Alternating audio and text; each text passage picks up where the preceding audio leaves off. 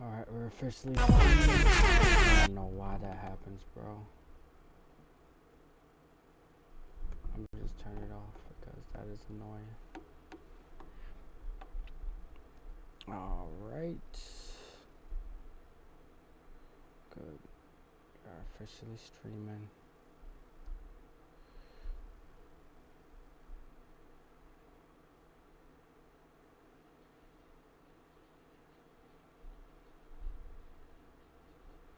And you say, Daddy's home.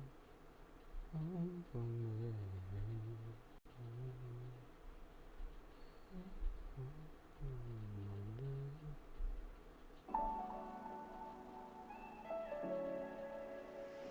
The Department of Justice filed a lawsuit to stop New York's unlawful Protect Our Courts Act. The Supreme Court ruled to provide the Department of Government efficiency across access to Social Security. Nice. Also, the Invest in America.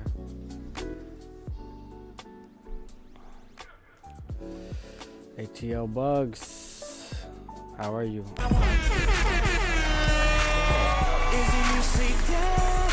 don't know why that is a bug.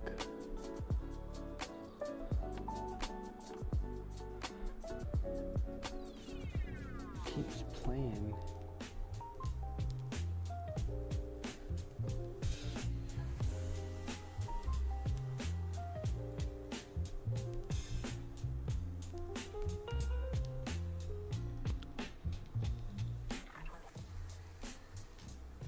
Even though, like, how does that even?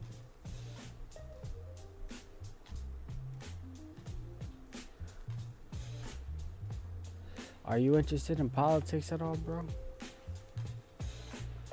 I'm obsessed with this shit. Sound.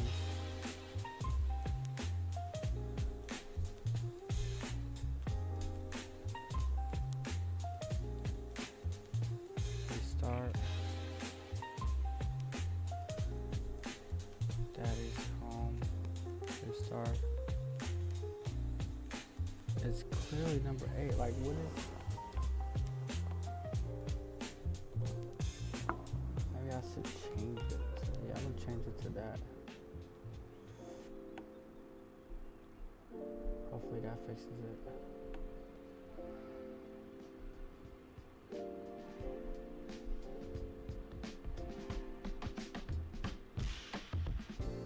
And that idea, as silly as it is, has been very persuasive to a lot of people. It's been a justification for some of the worst policies that we've ever seen, and some of the worst tyranny in this country and in places like Canada as well.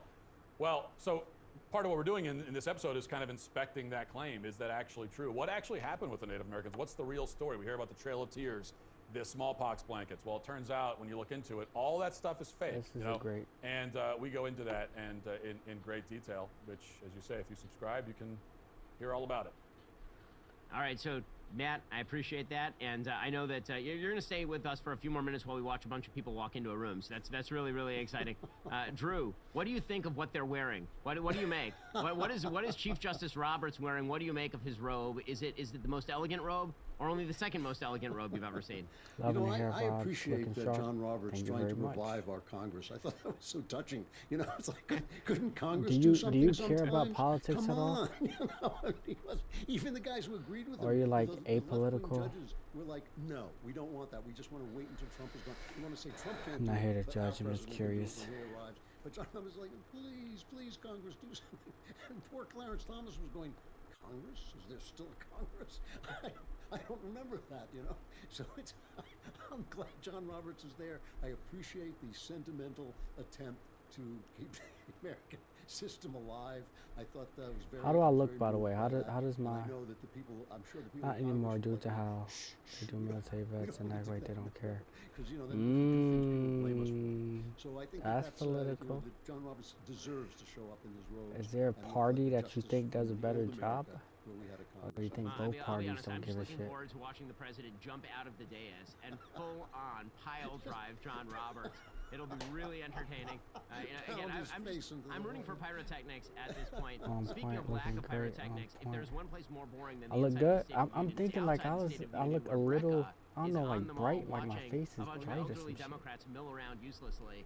So, Brecca, Brecca, what is happening out there? Is it the most exciting scene? It is a small crowd, still In my not much opinion, of an both update. parties can We just stick had Chris it Van Hollen talk to people. where sun He don't talked about shine. Minneapolis and how Look people tired need a to be little. like the protesters in Minneapolis and rise I mean, ahead I and guess speak I out, am. whatever. And then I've been working on my other energy thing, we just lately. had a I'll be. national scientist. So, Wow, so excellent. I'm a Excellent pretty reporting, mellow Brecca. guy. I mean, you're right in the thick of things where all the action But is happening. yeah, like Yeah, I'm I very, think I I'm need a very nap. excited that we have this sort of minute-to-minute. What's happening? Something. Yeah, like as Nope, far as like nothing happening. Brecca, thank you so much. I appreciate it. Honestly, I love that they're bringing forth, the real go-getters like Chris Van Hollen. Like, you know what? We got to get the guy who really going to sell this thing. Let's get Chris Van Hollen, most recently seen like a schmuck down in El Salvador, hanging out with Camaro Abrego Garcia, the guy who's alleged to have beaten his wife. Well, meanwhile, how you been, bro? Your son is killing it, man. Your son has been. He's been streaming, man. He's been growing. So they are all. I would like to praise Melania for a moment. Melania has become for me. Yes, that's right, my nephew. Petty and small-hearted and small-minded director. He's been on his shit. That's a beautiful first lady that we've got. She hasn't been on the cover of one. And I like that game that he plays. I need to download it. It's such a skillful game. Because people might think she was pretty. Dude, the magazines are so bad that Time Magazine featured Eileen Gu, like the lady, the traitor, like yeah, exactly. and meanwhile, you've got the American hockey team with some of the greatest photos of all time. Didn't make the top of the cover. The secretaries are entering the chamber. Secretary of State Marco Rubio entered just a moment ago. There you have RFK Jr. and not jeans today. So that's exciting. He's not doing any push-ups on the floor of the chamber. Again, I was kind of rooting for it. Also, Scott Bessent, the Treasury Secretary, is there as well. Can I say something? Actually, can I say something about Melania? I've been watching. I had surgery 2 weeks ago. Brother, bro, what is that? I actually An acai bowl. No, I do, because until a month ago, How you doing after your surgery? the biggest opening weekend for What happened? any documentary at the box office of the decade. And then she comes along and beats us. But it's like, it's not fair. She had the President of the United States at the premiere. I can't compete with that. I mean, Matt, I think the moral of the story is in every documentary, you try on so many Stint shoes. and The number of what does that shoes mean? that you try on pantsuits, like we really go for it. I think we're gonna have to blow out the budget on footwear for Matt Walsh, is I think what we need to happen for the next. It's called. Ben is feeling very jokey. The next Matt Walsh And it was documentary. unfair because they unleashed the same amount of hate against her that they. This is gonna be so long, bro. That's truly unfair. I gotta work hard for the hate. That's the other thing. I know. You gotta work for the hate. Well, we are awaiting the president entering the chamber for the State of the Union. When that happens, you are going to obviously go to the State of the Union. You can watch it live here and stick with us. And then afterward, stick around because Matt is going to go to sleep. But the rest of us are going to stay here and suffer through this interminable evening with you. There will be drinks. There won't be hard drugs because I know that there are law enforcement authorities watching. But we will be here back with you on the other end for all of our hot takes. Michael Knowles will somehow make his way to a place where we can talk to him. God love us all. Help my blood flow and my heart. Cast of We were luminaries will be pumping. joining Damn, yo. host the State of the Union after What's the going president on, yo? speaks, Is this which may or genetic? may Like, not what happen happened, bro? anytime in the future. Health is wealth, man. So we still have people who are entering the chamber. This is happening slowly. Matt and I were there last year. Matt, it was like 20 minutes late, right? It was 15, 20 minutes late, something like that, 10 minutes late. We were just talking about you. And the speech was very, very long. It was. I really see him as a little You can't brother, get up to use the as bathroom. like compared to like a nephew. Well, it's kind of like we're in the same generation. It's hard to call him nephew. 2/3 of the way through. I'm just like, but that's even rougher for the president. I've always wondered, what do you do if you're the president? these are the questions that are never asked. The Mike Mulligan and the steam shovel questions, and obviously the president has tremendous stamina. He loves going on stem winders at these things. And yeah, I mean, I think that calving is not an inappropriate solution for some people who are in that room, pretty obviously. This is the worst commentary ever. You know what, Drew? You take the lead, all right? It's all you. Let's see you do better, Drew. Hypercritical. Let's talk. Picayune. Let's talk about movies. See, over it's here. Andrew's laughing at his What movie are we gonna jokes, talk about? and Wuthering so Heights, Wuthering Heights. Oh my God! By the way, we totally. Ben agree. keeps It was going. Horrific. You know, the book isn't that good. I mean, I've been. Oh my God! That's where you're going to? I've always been a big Jane Eyre fan. I've never thought that Wuthering Heights was that good a book. Okay, well, that was a really interesting conversation. By the way, we're building something bigger than just another news outlet. Brought him up. Gives you live uncensored There shows he every day. is. You can see why normally we'd like to censor them because of this. Breaking news in real time and investigative journalism that gives you the real story. I'll pray for you, bro. Algorithms deciding what you get. I've been Now it's praying like for niggas telling lately, us bro. what to say. I've been And if you praying for believe in that niggas mission, head on over to all the time. dailywire.com. Become a member today. I can't believe that your take on Wuthering Heights, Drew, is that you don't like the book. I Okay, haven't the seen movie the is movie. just. I haven't well, seen the movie. Do not. Do I want to see do the not. movie? No. You do not. I mean, it looks terrible. Yeah. You've seen the 1939 version, right? Yeah, With, which is good. That's actually a good movie because they it's a only did fabulous the first movie. half of the book. Yeah. Yeah, it's a fabulous movie with Merle Oberon and Laurence Olivier. Terrific film with a great score. This movie is one of the worst movies ever, and it's truly immoral and quite evil and quite terrible. Well, speaking of, I don't know, whatever. There are a bunch of people who are coming in. Lee Zeldin, the head of the This is EPA, gonna be such a entering. long Other fucking. cabinet secretaries entering. There's a very And then the way they fellow in do the it, back it's who I like, don't bro, recognize. they And do so it to make it really longer. surprised. Oh my God, Matt, I can't. You know what? The Matt, president say already something. speaks Say for a something. long Say something time. for myself. I was But the that way was that they was a clap great and show. sit down and clap and sit down and clap, stand up, sit down, Speaking of, stand I up, don't clap, know, sit down, whatever, stand up, clap, sit down, like it just That was makes good. it, bro. I really appreciated that. I'm just A lot of I'm time enjoying wasted in this watching country. you, Ben, try to Yeah, feel your to way through stretch this thing. until we This get. is I know. Like, You know, look, You know what we here's can the talk thing. about? We can talk about Mexico because finally I am now the only person on earth with the nickname El Mencho. that was a good thing. They killed El Mencho, leaving me the highest ranked person with that nickname. It is something to say that you know in the last week we have defeated both of our neighbors at their top sport. Exactly. And another thing about Canada, I have another thing to say about Canada. Not only are they killing people, but they're bad sports. They complained about. They said we play better than the Americans because we got more shots. You know, the goalie was this amazing. The goalie must be Flash from the comics. He was like just moving around blocking every shot. And somebody has to explain to the Canadians that it doesn't matter how many shots you take. It actually matters how many pucks go into the goal. So I think that alone That makes is it worth stellar sports commentary. That It does not makes matter it how worth many shots you invading. take. That is my reason for invading. That is my reason for invading. It looks like they are about to welcome the president. I know. How long am I supposed to stretch this? It's unbelievable. The vice president and the speaker of the House are, of course, behind the president of the United States. We are moments away from the president of the United States entering the chamber, and the State of the Union will begin shortly. There is the special envoy for the president on foreign policy, that's Steve Witkoff, who's been entering the room. The Democrats are not sort of garbed in their usual. Usually they have kind of these matching Halloween costumes that they wear. Costumes they wear, yeah. Yeah, last year they did the all-white routine. Yep. This year, I guess they wore their invisibility cloaks. A lot of those seats are clear. Matt, I've run out of things to say. Continue, whatever it was that you were doing. I know it's criticism of me, but you know what? I can take it. We need to fill this time somehow. Go for it. You've run out of things to say, so you throw to me. I'm your guy.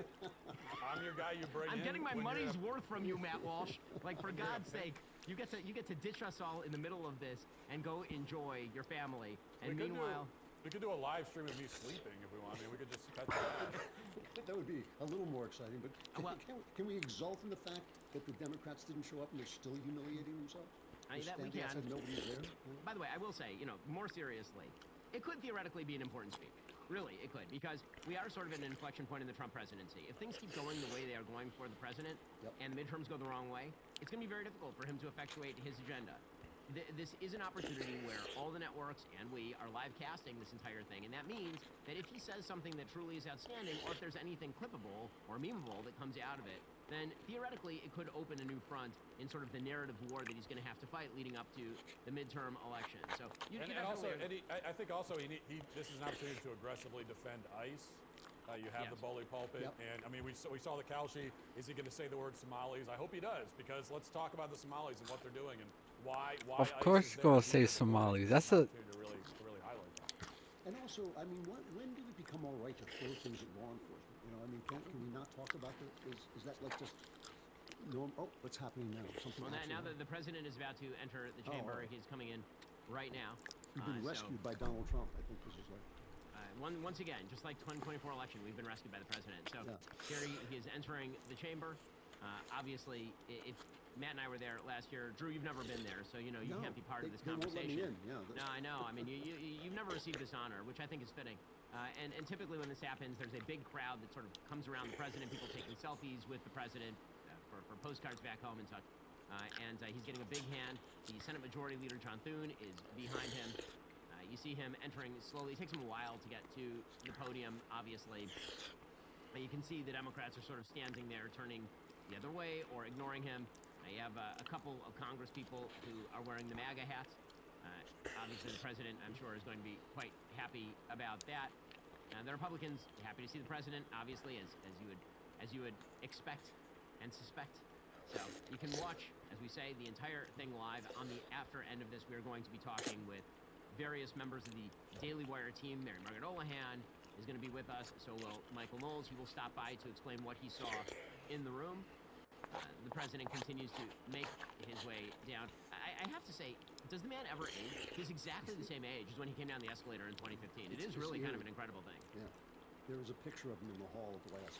I actually think he, like, And he is, in my he's opinion, also got a lot of- I've he's noticed got his a lot of aging. verve, a lot of energy. He's just like, you know, the New York Times has been running these series of articles every now and again on how he's falling apart. And it's like everything else in the New York Times. When you compare it to reality, there's no Really in match his whatsoever. face. And he's just an incredibly energetic person. He's a good advertisement for not drinking. Luckily, I haven't taken that on board, but still. Yeah, unfortunately, he's also a great advertisement for not exercising, since he famously does not What's how do I exercise in order prefer? to preserve his life force. And he looks great. I mean, I'm Team President Trump. Eat like trash, but don't have beer, and also don't exercise. And you too can be president of the United States and be extraordinarily well preserved. This is why it was always so funny. Democrats trying to come back at the president with, well, you know, just like you're just like Joe Biden. And it was like, no, you know what he's not like is Joe Biden, who was legitimately a barely ambulatory corpse by the time he left the office. So Isabel Brown is there tonight as well. So the Daily Wire team or more is there. He is walking by John Roberts. He kind of walked right by John Roberts and right over to Brett Kavanaugh, which is not Supreme exactly Court. surprising. He kind of ignored Amy Coney Barrett right there. He's shaking the hands of the Supreme Court justices. He's playing duck. Yeah, he's playing duck goose with the Supreme Court justices basically. And now he is greeting the chiefs of staff for the armed forces of the military, and making his way up onto the podium. Democrats are standing there, not clapping. John to Fetterman. Elizabeth Warren in the background as non-moving as the statue we have of her in our studios, and the president is making his way up to the podium right now. He is getting a big ovation from the Republican side of the aisle. Of course, J.D. Vance behind him, the vice president, Speaker of the House behind him as well. The president is approaching the microphone. He's going to wave to the room a little bit. I assume that in a couple of moments he will begin to speak.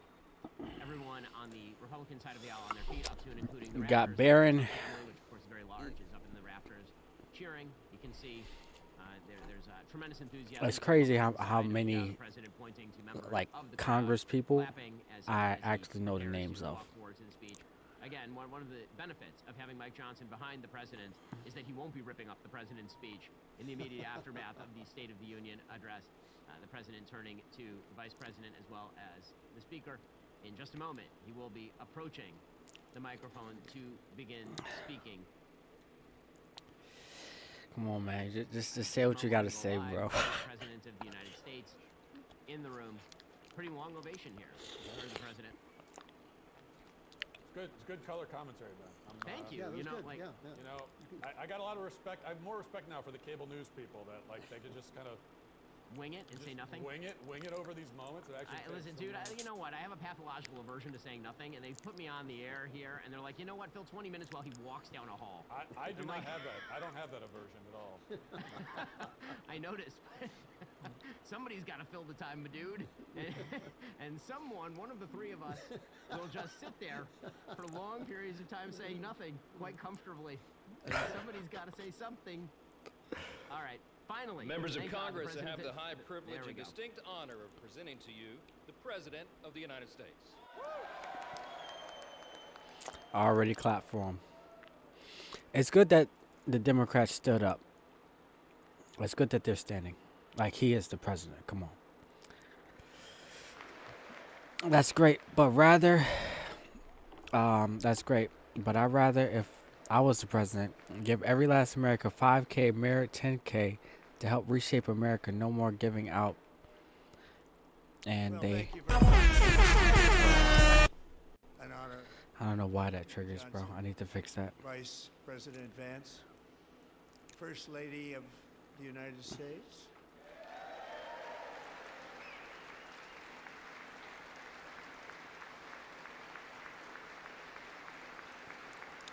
Here we go. See, everybody stands, claps, sits. Stands, claps, sits. This is the dumbest, bro.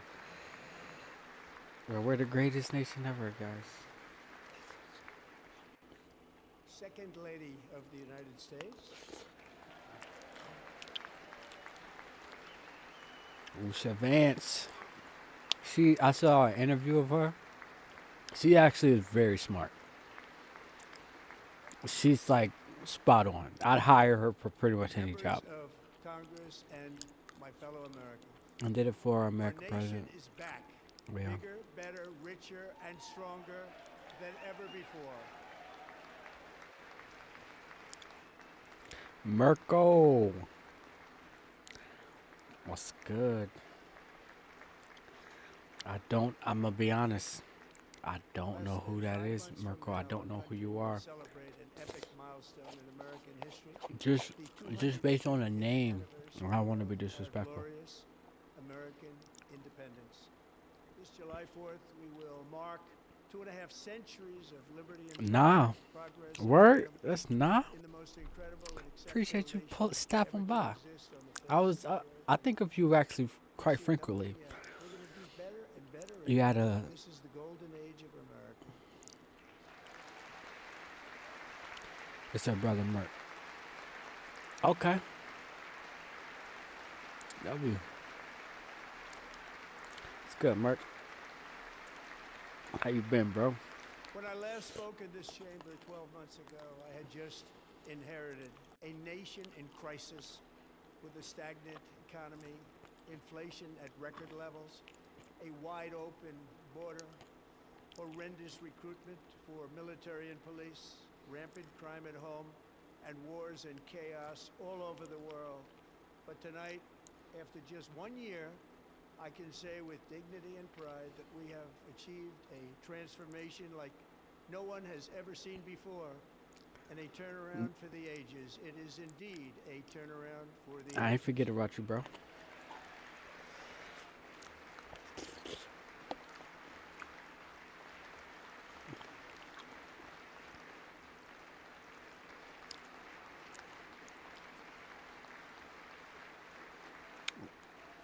I clapping for a long time.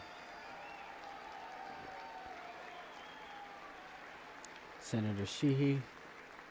And we will never go back to where we were just a very short time ago. We're not going back. Today our border is secure.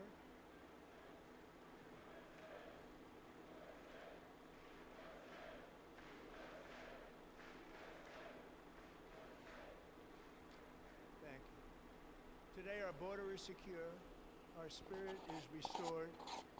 Inflation is plummeting. Incomes are rising fast. The roaring economy is roaring like never before. And our enemies are scared. Our military and police are stacked. And America is respected again, perhaps like never before.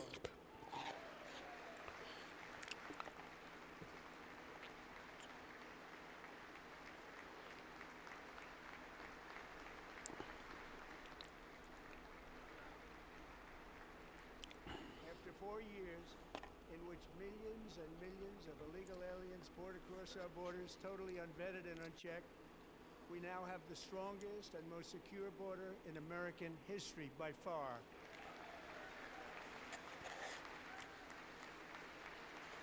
That is true.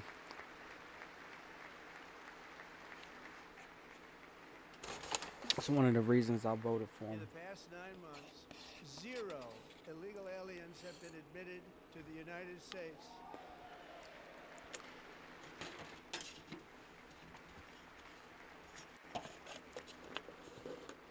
I don't know why I can't take him serious. Maybe because he's like a former TV star. You know, he's a jokester. And will work hard to maintain our country. He's an internet personality. He's a TV personality.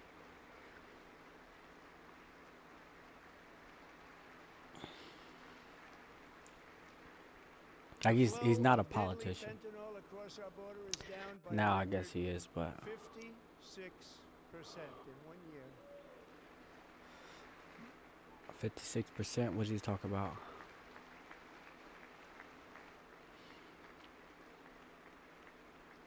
And last year, the murder rate saw its single largest decline Crime in is down. recorded history. This is the biggest decline, think of it, in recorded history, the lowest number in over 125 Enjoy your stream, bro. Scott. Don't just show love In fact, and keep substantially going so I before can my subscribe. No wonderful hat. father, I had a wonderful father, Fred, before he was born. Substantially before he was born. It's a long time ago. I appreciate the support, bro. But that's a long time ago. The Biden administration and its Stay allies locked in, bro. Congress gave us the Stay out of worst trouble, bro. You inflation got it. in the history of our country.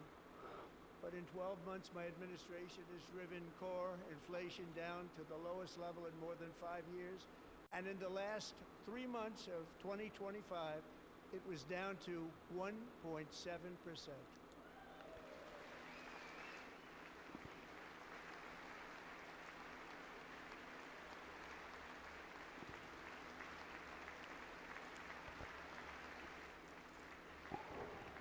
Gasoline, which reached a peak of over $6 a gallon in some states under my predecessor, it was quite honestly a disaster, is now below $2.30 a gallon in most states, and in some places $1.99 a gallon. And when I visited the great state of Iowa just a few weeks ago, I even saw $1.85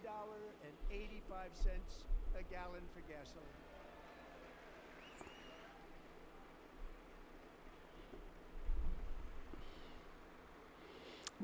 This is good. This is like a PowerPoint presentation. Mortgage rates are the lowest in 4 years and falling fast, and the annual cost of a typical new mortgage is down almost Love you too, bro. $5,000 just since I took office. 1 year.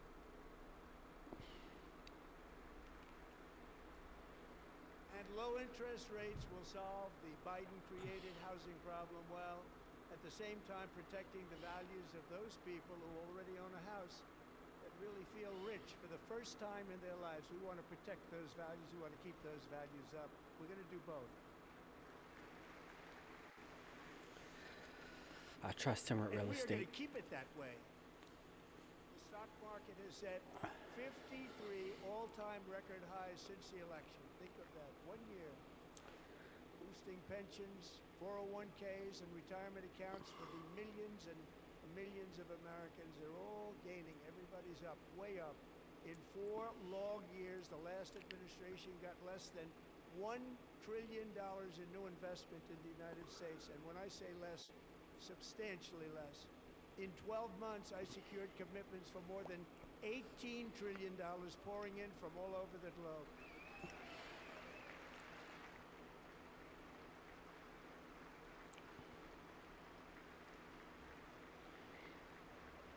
We gotta see that. That's a Think big of it, number, but we much gotta less see than that. We $1 gotta trillion feel that. for 4 years versus much more than $18 trillion for 1 year. What a difference a president makes. A short time ago, we were a dead country. Now we are the hottest country anywhere in the world. The hottest.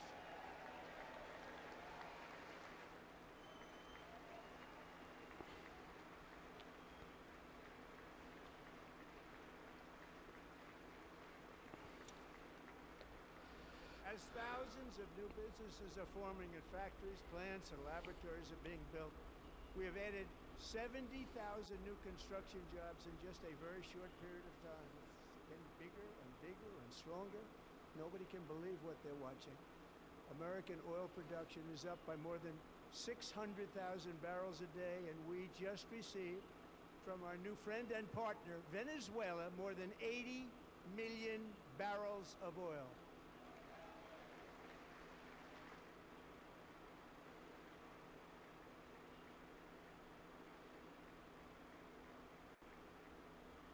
American natural gas production is at an all-time high because I kept my promise to drill, baby, drill.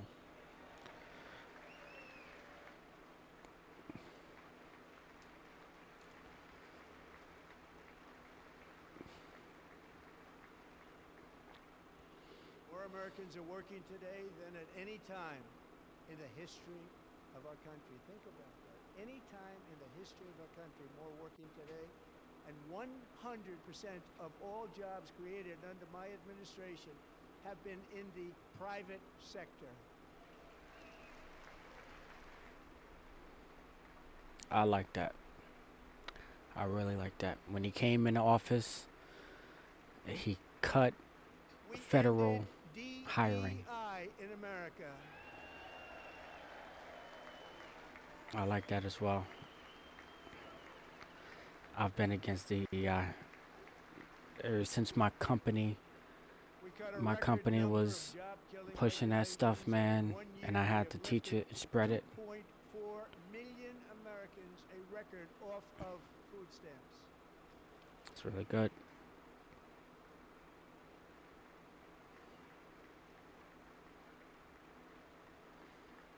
And for all of these reasons, I say tonight, members of Congress, the state of our union is strong.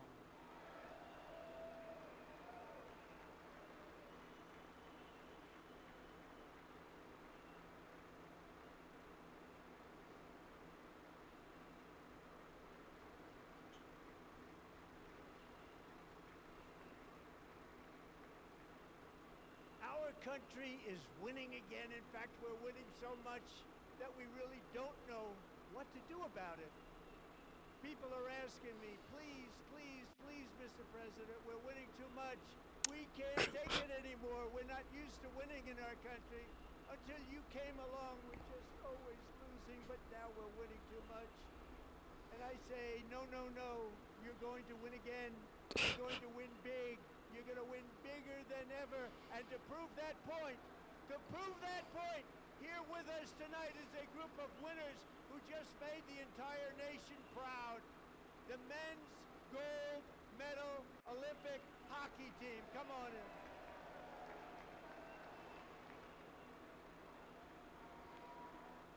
in. That's fire. That's fire.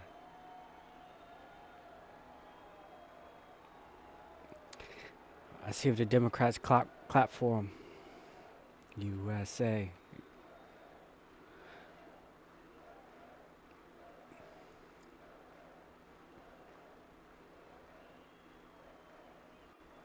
There we go. There we go. Democrats are clapping. That's very good. That's like it's bipartisan, bro. This is really good.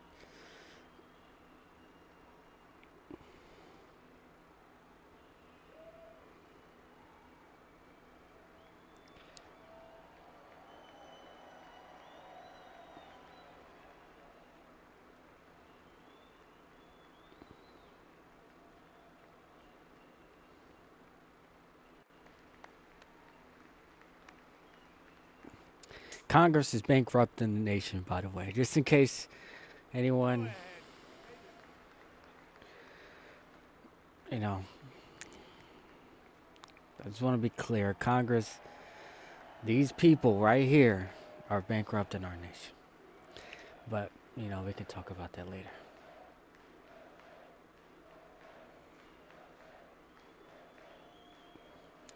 Well, I don't know who these people, who these cool people are in laptops. I don't know who those people are.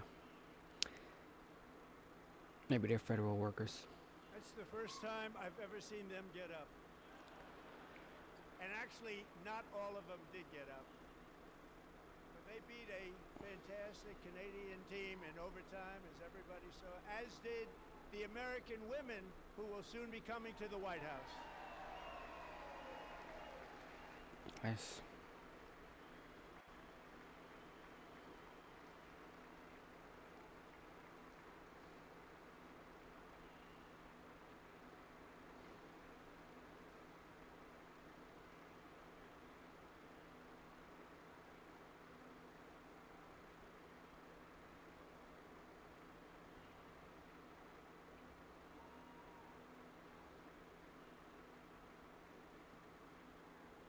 They were in the Oval Office before, and I just want to say a second very big congratulations to Team USA. I have to say that, and I told them this, and we took a vote of the team. I said, anybody votes no, I'm not doing it.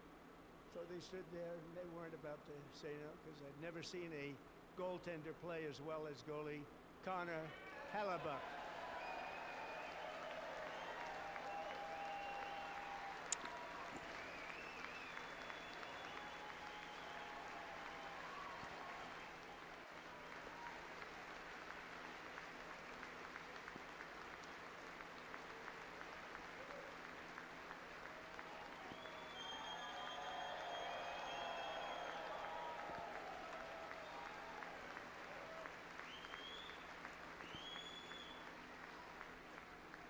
Think of it, 46 shots on goal, and I asked him, the one shot, the one where you put your stick in the back and it hit the neck of your stick and bounced off, you practiced that, or was that a little lucky?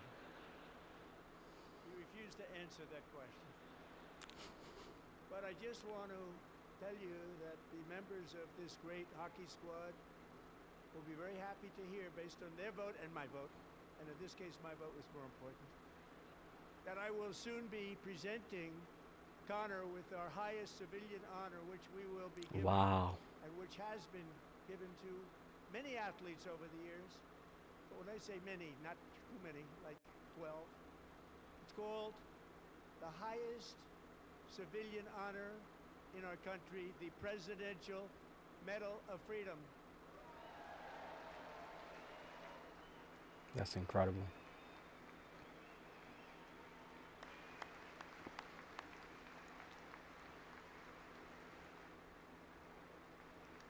It's pretty cool, man. These are the moments I like watching. I have to say that to you.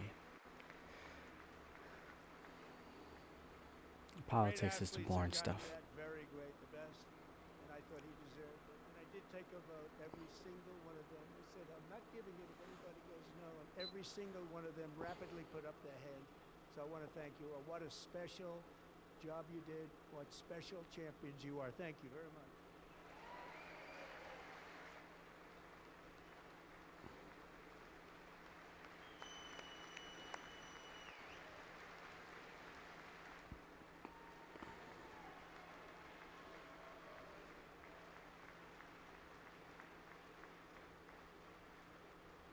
I'm also pleased to say that the next time the Olympic torch is lit, it will be here in America for the 2028 Olympics, and it's the summer version right in Los Angeles. We're going to do a good job in Los Angeles.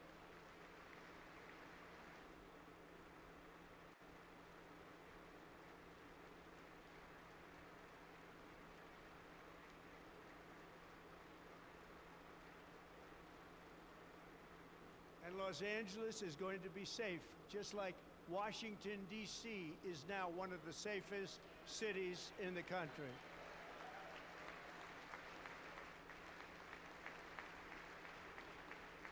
And this year, and I must say I got them both. I got them in the first term. I was disappointed because I didn't think I'd be the president when this happened. But strange things took place. And now I've got them because I got the Olympics, I got the 2026 FIFA World Cup, and I wanted to claim the 250th, but I didn't get away with that one. I couldn't claim that one for myself. But we're getting the World Cup, so we have the World Cup and the Olympics coming, and that is exciting news. What's the Cauchy word? What's the Kalshi word they want him to say? So this will be a year to celebrate our country and the heroes who have Let's see. kept it free. Men like Buddy Taggart. At age 17, Buddy volunteered to defend America in World War II. Serving in the Pacific under the great General Douglas MacArthur, he fought bravely in the famous Battle of Manila, worked so hard. He was badly wounded and almost killed by enemy machine guns in Luzon. And 81 years ago this month, he liberated the largest internment camp in the Philippines, one of the largest anywhere in the world.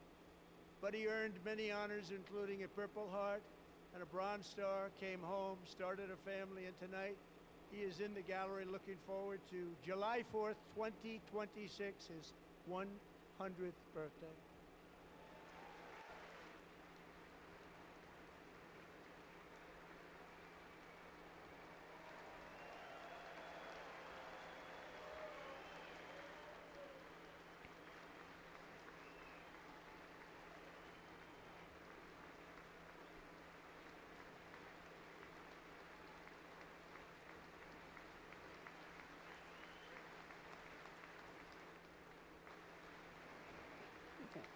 They want to say hoax, the Save Act, mental institution, Buddy, you're a brave man, and we ballroom, salute hoax. you. Even in times of challenge, setback, Oh, and this is funny immense as hell. heartache, the spirit of 1776 has always shone through very brightly. It was July 4th of last year when floodwaters tore through a girls' summer camp in Central Texas. One of the worst things I've ever seen. I was there. I think he'll say the Rising Save Act. 26 feet in the Why not say matter the of Save minutes, Act? tragically claiming many, many lives. You all remember that one? As the waters threatened to sweep her away, 11 Like you're in front of Congress. You want Congress to pass the the Save Act. claimant closed her eyes and prayed to God. She thought she was going to die. Those prayers were answered when Coast Guard rescue swimmer Scott Ruskin descended from a helicopter above. Nobody knew where he came from. It was Scott's first ever rescue mission. Young guy, but very brave, very, very top, always top in his class. And he lifted not just Millie Kate, but 164 others to safety. Wow.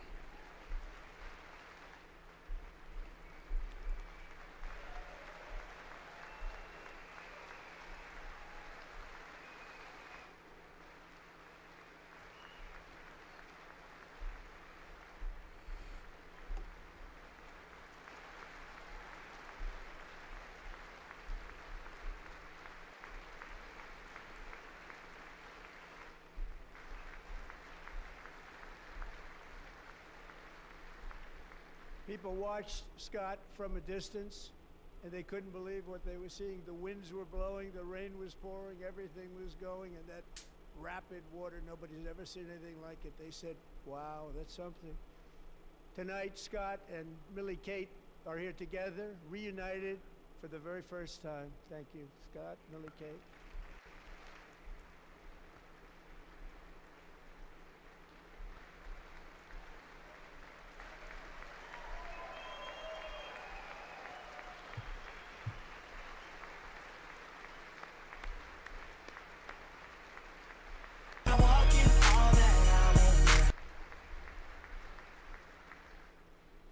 And Petty Officer Ruskin, I'm pleased to inform you that I am now awarding you the Legion of Merit for extraordinary heroism, which is what it was, extraordinary heroism. Thank you.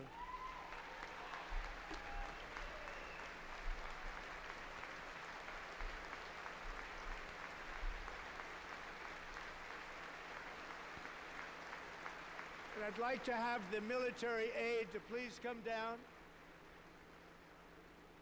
and take care of the service. Military aid, thank you very much.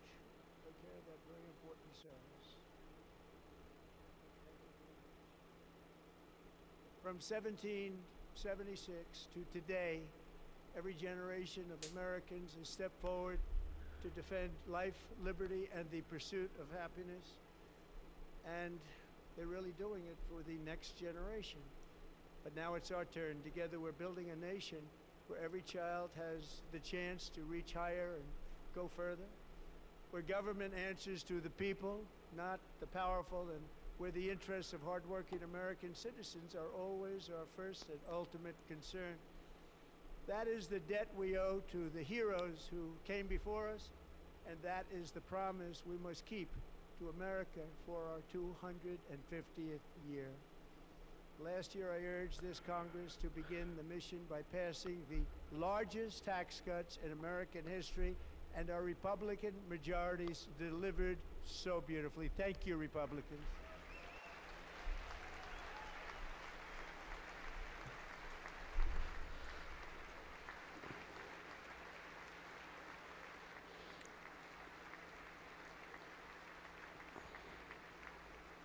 All Democrats, every single one of them, voted against these really important and very necessary massive tax cuts.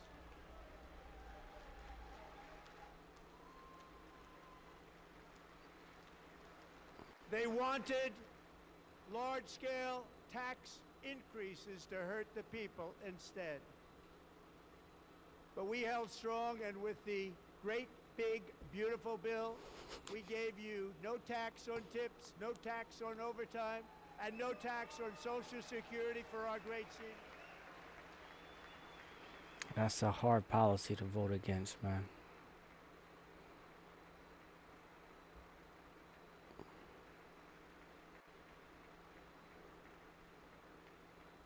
And we also made interest on auto loans tax deductible the first time, but only if the car is made in America.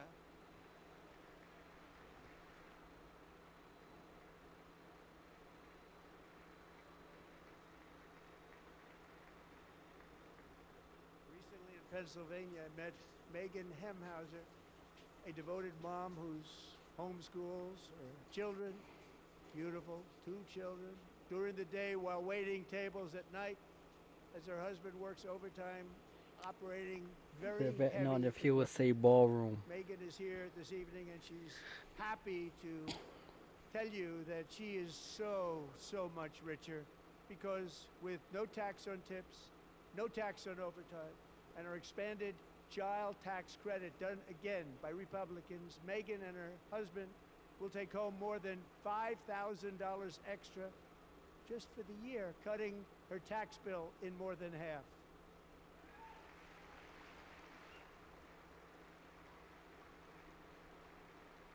Megan, please stand up. We're fighting for you, Megan.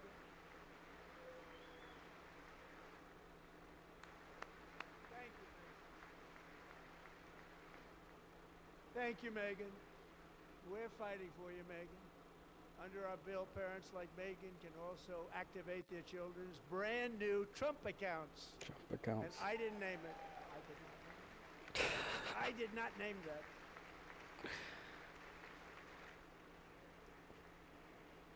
Nobody believes me, but I did not name it. It was named by a very tall man sitting right there in the third row.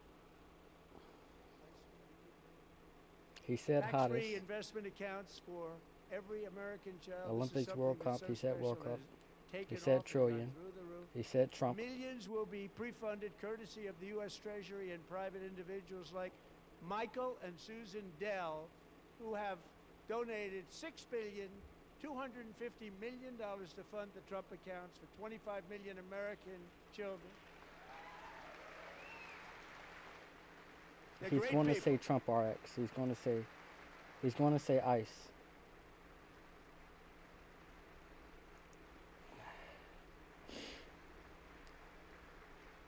He said DEI. You know, I asked Michael Dell, how do you make all that money? He said, well, I just sat on my dorm in school, and I made computers, and I'd sell them to people.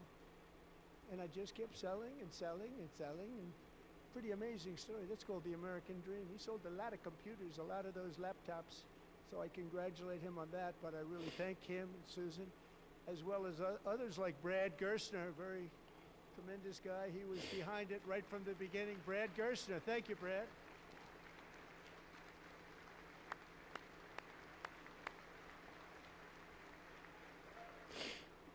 I don't think he's going to say Ethereum. or martial With law. modest additional contributions, these young people's accounts could grow to over $100,000 or more by the time they turn 18. Think of it. How much money is that for somebody that started with nothing? Over 100,000, could be much more than that. To make this investment in our children's future, go to trumpaccounts.gov. There you go. Trumpaccounts.gov. And a lot of people are doing it. It's setting every record. He's going to say Trump RX too. They knew what it was going to take. I'm so proud of them. I'm so proud of the people that got it started. And now it's just taken off. One of the primary reasons for our country's stunning economic turnaround, the biggest in history, where the Dow Jones broke 50,000 4 years ahead of schedule, and the S&P hit 7,000, where it wasn't supposed to do it for many years, were tariffs. I used these tariffs, took in hundreds of billions of dollars to make great deals for our country, both economically and on a national security basis. Everything was working well. Countries that were ripping us off for decades are now paying us hundreds of billions of dollars. They were ripping us so badly, you all know that. Everybody knows it. Even the Democrats know it. They just don't want to say it. And yet these countries are now happy, and so are we. We made deals. The deals are all done. And they're happy. Not making money like they used to, but we're making a lot of money. There was no inflation, tremendous growth. And the big story was how Donald Trump called the economy correctly, and 22 Nobel Prize winners in economics didn't. They got it totally wrong. They got it really wrong. And then just 4 days ago, an unfortunate I think he already ruling said from the highest United inflation. States Supreme Court. It just came down. It came down. Very unfortunate ruling. But the good news is that almost all countries and corporations want to keep the deal that they already made, right, Scott? Knowing that the legal power that I, as president, have to make a new deal could be far worse for them, and therefore they will continue to work along the same successful path that we had negotiated before the Supreme Court's unfortunate involvement. So despite the disappointing ruling, these powerful country saving, it's saving our country, the kind of money we're taking in, peace protecting. Many of the wars I settled was because of the threat of tariffs. I wouldn't have been able to settle them with that. Will remain in place under fully approved and tested alternative legal statutes. And they have been tested for a long time. They're a little more complex, but they're actually probably better, leading to a solution that will be even stronger than before. Congressional action will not be necessary. It's already time-tested and approved. And as time goes by, I believe the tariffs paid for by foreign countries will, like in the past, substantially replace the modern-day system of income tax, taking a great financial burden off the people that I love.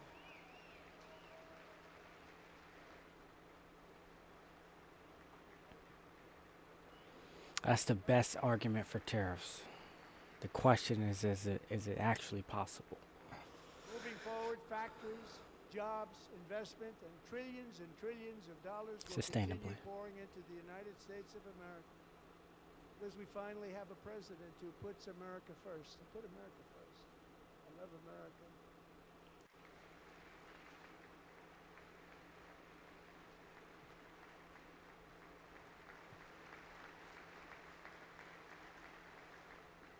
For decades before I came along, we had the exact opposite. From trade to healthcare, from energy to immigration. Everything was stolen and rigged in order to drain the wealth out of the productive, hardworking people who make our country great, who make our country run. Under Biden and his corrupt partners in Congress and beyond, it reached a breaking point with the Green New Scam, open borders for everyone. They poured in by the millions and millions from prisons. He has to say mental transgender. institutions. They were murderers. 11,888 murders. They came into our country. You allowed that to happen. And He said record-setting Supreme Court. inflation that cost the typical family $34,000 in just a speck of time. Now the same people in this chamber who voted for those disasters suddenly used the word affordability, a word. He said affordability. Used it. Somebody This is hated it. easy, yo, Knowing yo. full well that I they could make caused so and much money created off of this guy. the increased prices that all of our citizens had to endure. You caused that problem. You caused that problem.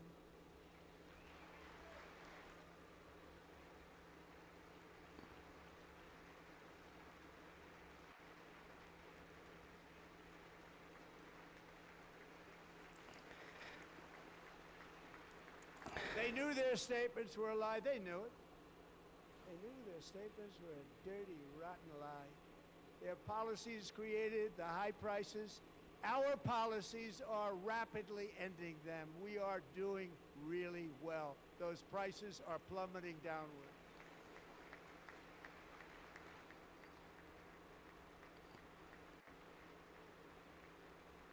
The price of eggs is down. I think eggs was one thing, 60%, yep.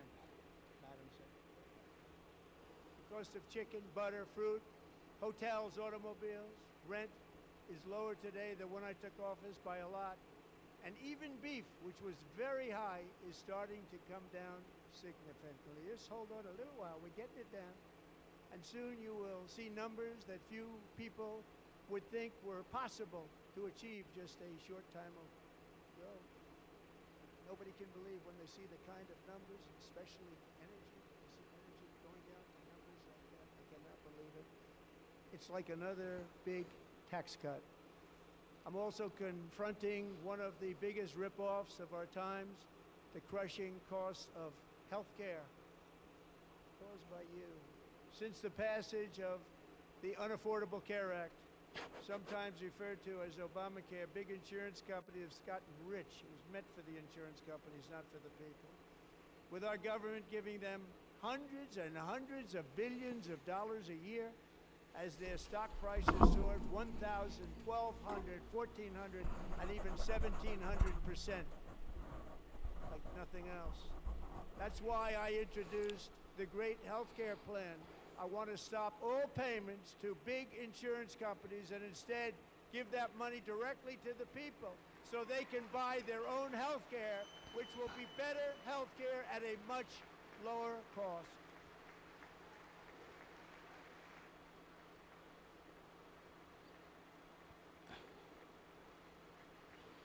Representative Byron Donalds. In addition, my plan requires maximum price transparency. That's a big deal. Sounds so simple, so big. And I did that in my first term, and the Democrats immediately terminated it with full knowledge that they were doing a very bad thing for the people. Costs were going to go way up, and that's what happened, and now I'm bringing them way down on health care and everything else. I'm also ending the wildly inflated cost of prescription drugs like has never happened before.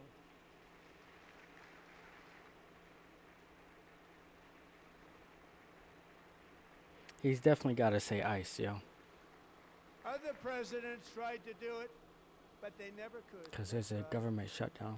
Most didn't try. They tried. They said they tried. They couldn't do it. They didn't even come close. They were all talk and no action, but I got it done. Under my just enacted most favored nation agreements, Americans who have for decades paid by far the highest prices of any nation anywhere in the world for prescription drugs will now pay the lowest price anywhere in the world for drugs. Anywhere. The lowest price. Yeah. He's going to say Trump RX. It says 99%. He didn't even So say it in yet. my first year of the second term, should be my third term, but strange things happened. I took prescription drugs, a very big part of healthcare, from the highest price in the entire world to the lowest. That's a big achievement. The result is price differences of 300, 400, 500, 600% and more, all available right now at a new website called TrumpRx.gov. And I didn't name that one either, by the way.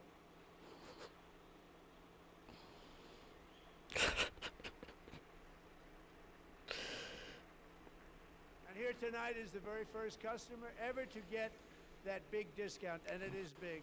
Catherine Rayner. For 5 years, she and her husband have struggled with infertility, and they turned to IVF. One drug has been costing Catherine $4,000 to purchase. But a few weeks ago, she logged onto the Trump RX website and got that same drug that cost $4,000, got it for under $500, a reduction of much more, actually, than $3,500. Catherine, we are all praying for you, and you're going to be a great mom.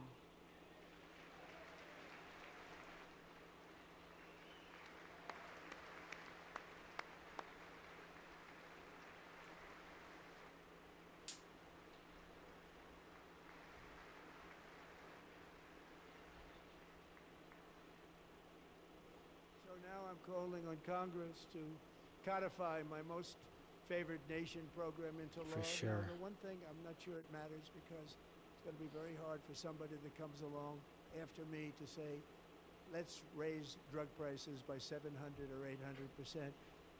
But John and Mike, if you don't mind, codify it anyway. They may do it. Codify it anyway. Thank you. Many Americans are also concerned that energy demand from AI data centers could unfairly drive up their electric utility bills. Tonight, I'm pleased to announce that I have negotiated the new Ratepayer Protection Pledge. You know what that is? We're telling the major tech companies that they have the obligation to provide for their own power needs. They can build their own power plants as part of their factory so that no one's prices will go up. And in many cases, prices of electricity will go down for the community, and very substantially down. This is a unique strategy never used in this country before. We have an old grid. It could never handle the kind of numbers, the amount of electricity that's needed. So I'm telling them they can build their own plant. They're going to produce their own electricity. It will ensure the company's ability to get electricity while at the same time lowering prices of electricity for you, and could be very substantial for all of you cities and towns. You're going to see some good things happen over the next number of years. Another pillar of the American dream that has been under attack is home ownership. With us tonight is Rachel Wiggins, a mom of two from Houston. She placed bids on 20 homes and lost all of those bids to gigantic investment firms that bypassed inspection, paid all cash, and turned those houses into rentals, stealing away her American dream. It was devastating. Stories like this are why last month I signed executive order to ban large Wall Street investment firms from buying up in the thousands single-family homes.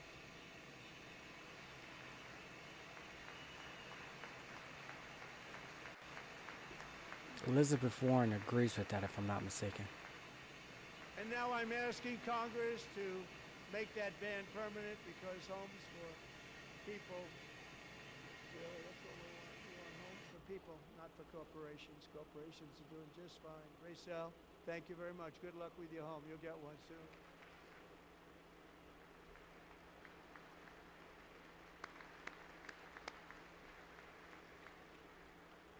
We're also working to make it easier for Americans to save for retirement. And under this administration, we will always protect Social Security and Medicare. They are not protecting it for our seniors. We will always protect Social Security, Medicare, Medicaid.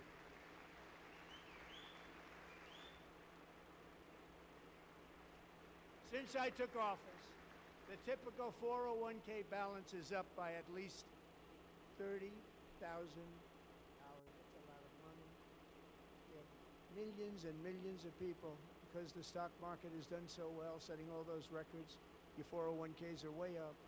Yet half of all of working Americans still do not have access to a retirement plan with matching contributions from an employer. To remedy this gross disparity, I'm announcing that next year my administration will give these oft-forgotten American workers, great people, the people that built our country, access to the same type of retirement plan offered to every federal worker. We will match your contribution with up to $1,000 each year, as we ensure that all Americans can profit from a rising stock market. Let's also ensure that members of Congress cannot corruptly profit from using insider information. They get insider information. That should be bipartisan. They get insider information, and they use that information to trade.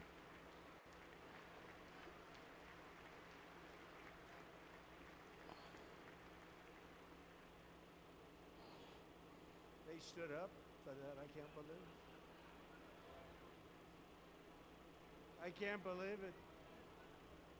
Did Nancy Pelosi stand up if she was here? Doubt it. Pass the Stop Insider Trading Act without delay.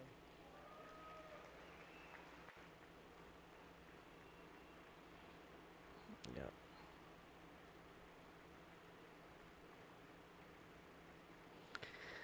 I wasn't sure if anybody even on this side was going to applaud for that. I'm very impressed. Thank you. I'm very impressed.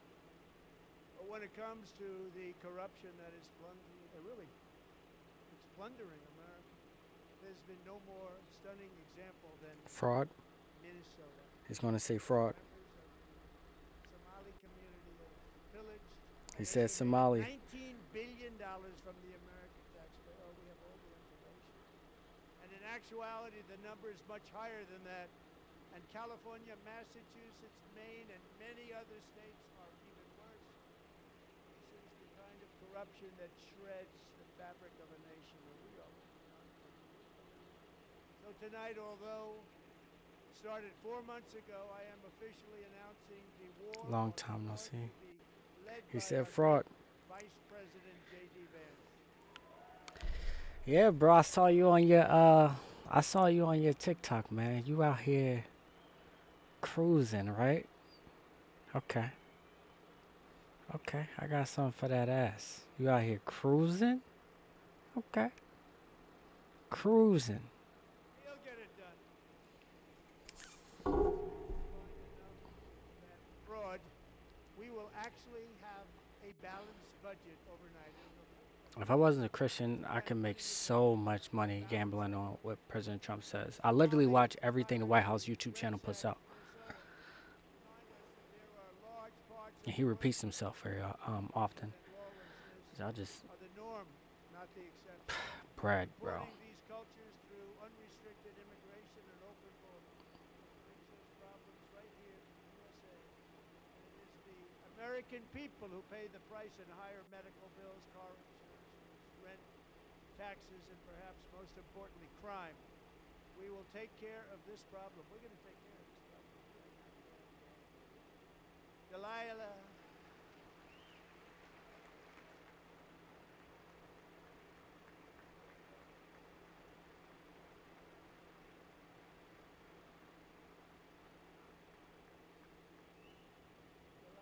Colton was only 5 years old in June 2024 when a 18-wheel tractor trailer plowed into See all her that crazy shit stopped Trump car got going on? traveling at 60 miles Yeah, I see all an of it, hour. bro. Did you enjoy your cruise, bro? Led in by I Joe saw your Biden TikTok. and This given a nigga on commercial a driver's cruise. license by open borders politicians in California. Doctors said Delilah would never be able to walk or talk, have a good life. She wouldn't even be able to eat again. But against all odds, she is now in the first grade learning to walk. And she's here this evening with her dad, Marcus, a fantastic man. Delilah, please, you are a great inspiration. Please stand up. Come on, camera. Don't do that, camera. There we go.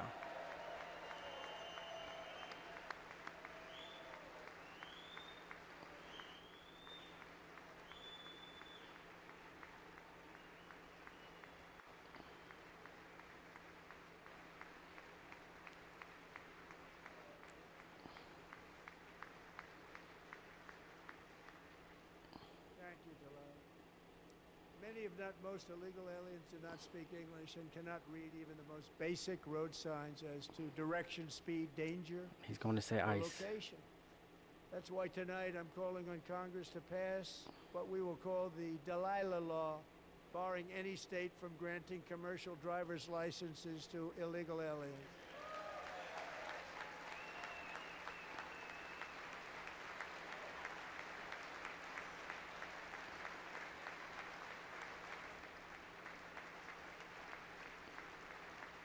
And yesterday, as you probably saw at the White House, I hosted a ceremony with Americans who lost their treasured loved ones to the scourge of illegal immigration. People came into our country, how we allowed this to happen with our open borders.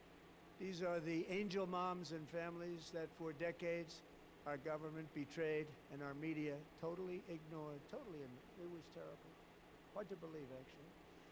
In 2023, a 16-year-old high school cheerleader named Elizabeth Medina was supposed to perform in her town's Christmas parade, but she never arrived. Her mother, Jacqueline, went home to look for her, and she found her lying dead in a bathtub, bleeding profusely after being stabbed 25 times. Elizabeth's killer was a previously arrested illegal alien who had broken in and brutally extinguished the brightest light in her family's life, violently and viciously. Her heartbroken mother is in the gallery to remind everyone in this chamber exactly why we are deporting illegal alien criminals to our country at record numbers, and we're getting them the hell out of here fast. We don't want them.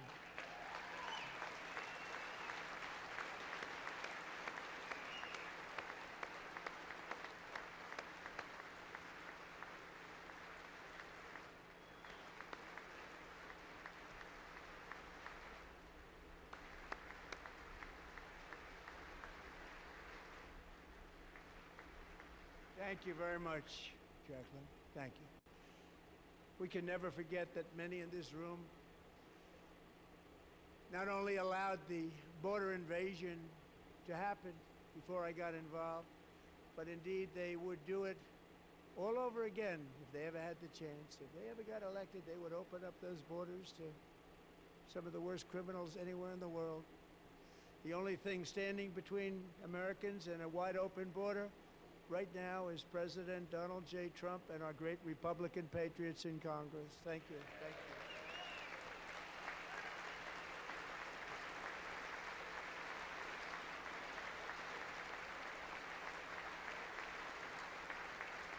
you. As we speak, Democrats in this chamber have cut off all funding for the Department of Homeland Security. It's all cut off. All cut off. They have instituted another Democrat shutdown, the first one costing us 2 points on GDP. 2 points we lost on GDP, which probably made them quite happy, actually. Now they have closed the agency responsible for protecting Americans from terrorists and murderers.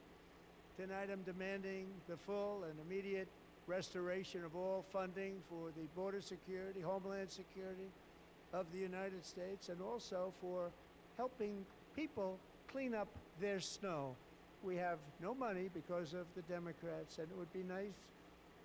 I'd love to give you a hand at cleaning it up, but you gave no money.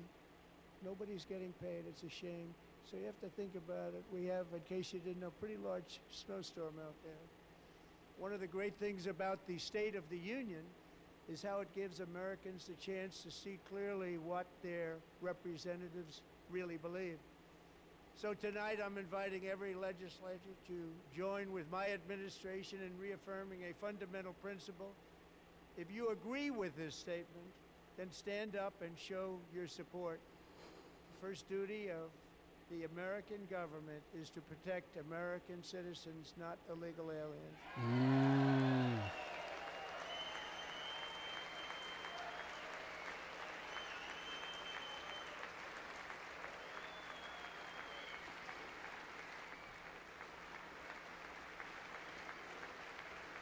He's got to say ice, man.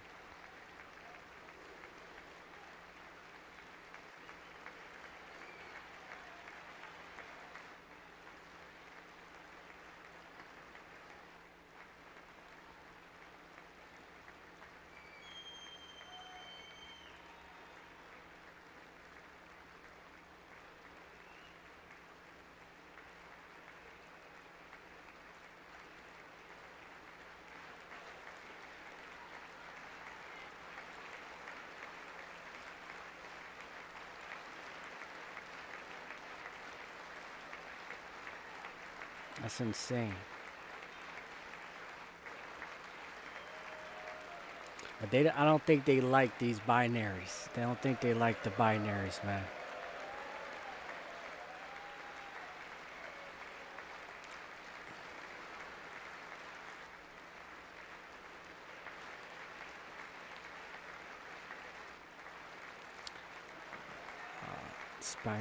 Minority Leader Hakeem Jeffries.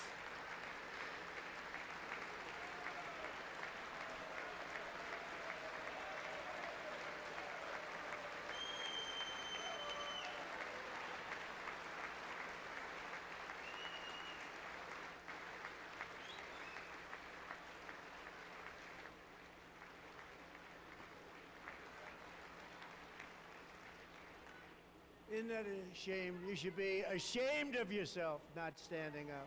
You should be ashamed of yourself. That is why I'm Some of them also clapped but asking didn't you stand. to end deadly sanctuary cities that protect the criminals and enact serious penalties for public officials who block the removal of criminal aliens. In many cases, drug lords, murderers all over our country, they're blocking the removal of these people out of our country, and you should be ashamed of yourself.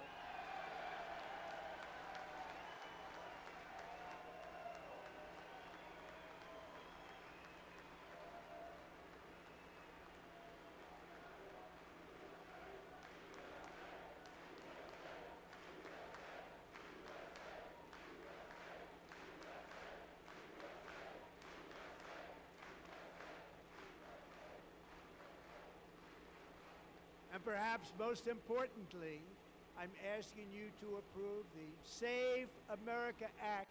For sure. If he doesn't say ICE, that's an interesting one. I would have lost money on Stop that one. illegal aliens and others who are unpermitted persons from voting in our sacred American elections. That cheating is rampant in our elections. It's rampant. It's very simple. All voters must show voter ID.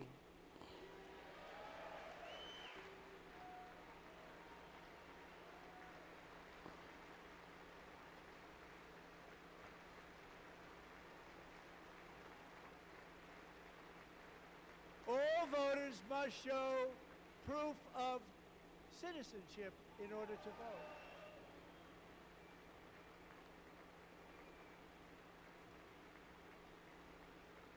And no more crooked mail-in ballots except for illness, disability, military, or travel. None. And this should be an easy one. And by the way, it's polling at 89%, including Democrats. 89%.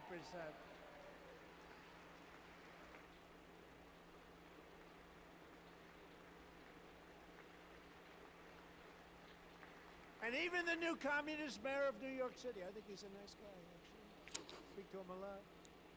Bad policy, but nice guy. Just said they want people to shovel snow. They got hit hard. Wants them to shovel snow, but if you apply for that job, you need to show 2 original forms of ID and a Social Security card. Yet they don't want identification for the greatest privilege of them all, voting in America. No, it's not good. No good. Both Republicans and Democrats overwhelmingly agree on the policy that we just enunciated. And Congress should unite and enact this common sense, country-saving legislation right now, and it should be before anything else happens.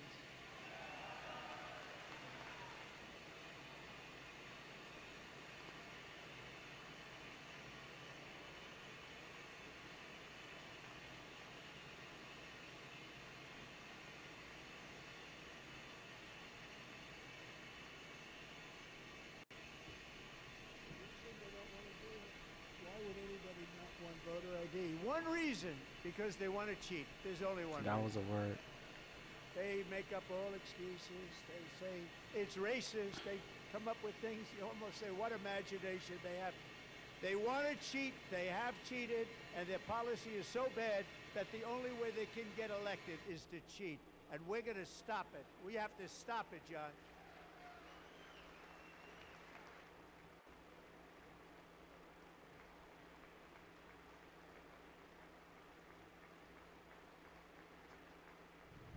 And here is one more opportunity to show common sense in government. In the gallery tonight are Sage Blair and her mother, Michelle. In 2021, Sage was 14 when school officials in Virginia sought to socially transition her to a new gender, treating her as a boy and hiding it from her parents. Hard to believe, isn't it? Before long, a confused Sage ran away from home after she was found in a horrific situation in Maryland. A left-wing judge refused to return Sage to her parents because they did not immediately state that their daughter was their son. Sage was thrown into an all-boys state home and suffered terribly for a long time. But today, all of that is behind them because Sage is a proud and wonderful young woman with a full ride scholarship to Liberty University. Sage and Michelle, please stand up. Clock it. That's good.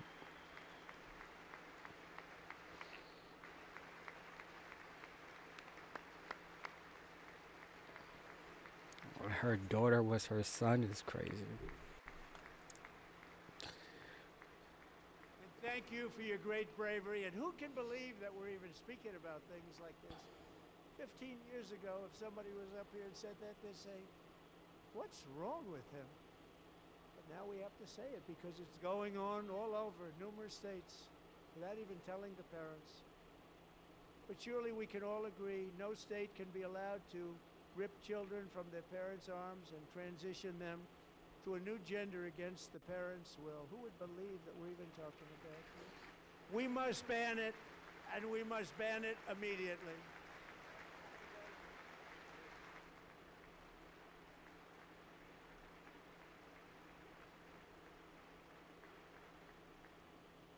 Look, nobody stands up. These people are crazy, I'm telling you. They're crazy.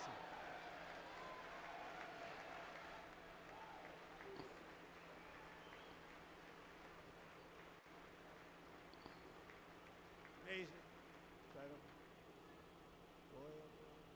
We're lucky we have a country. With people like this, Democrats are destroying our country, but we've stopped it just in the nick of time, didn't we? Huh?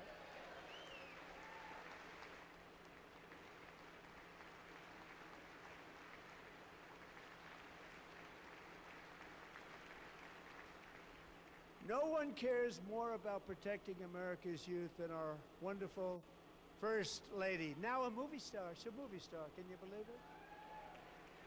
Who would have believed that?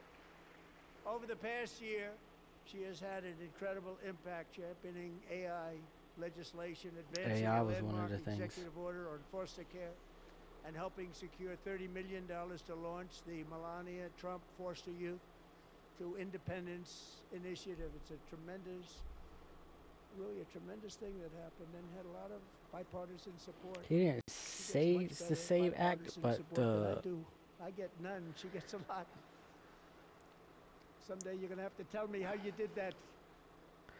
And presentation students said and the same act. educators in every state have joined the First Lady's efforts in the presidential AI challenge, keeping America's next generation positioned to succeed and strongly succeed in the future. Tonight we welcome two young people whose lives reflect the First Lady's impact, Sierra Burns and Everest Nevermont.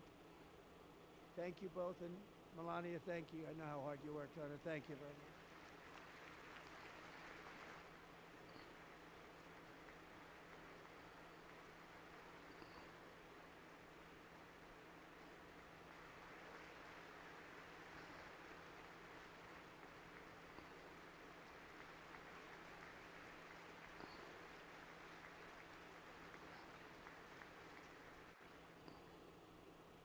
I'm very proud to say that during my time in office, both the first 4 years and in particular this last year, there has been a tremendous renewal in religion, faith, Christianity, and belief in God. Tremendous renewal.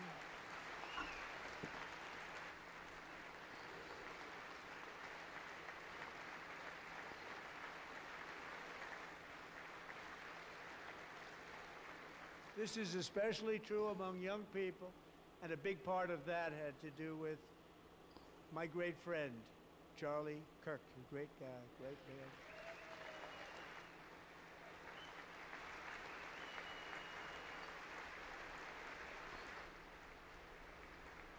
So last year, Charlie was violently murdered by an assassin and martyred, really martyred for his beliefs.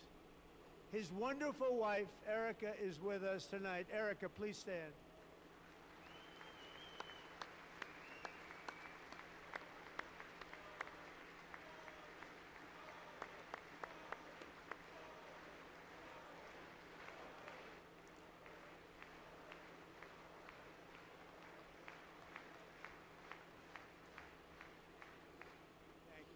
Democrats stand.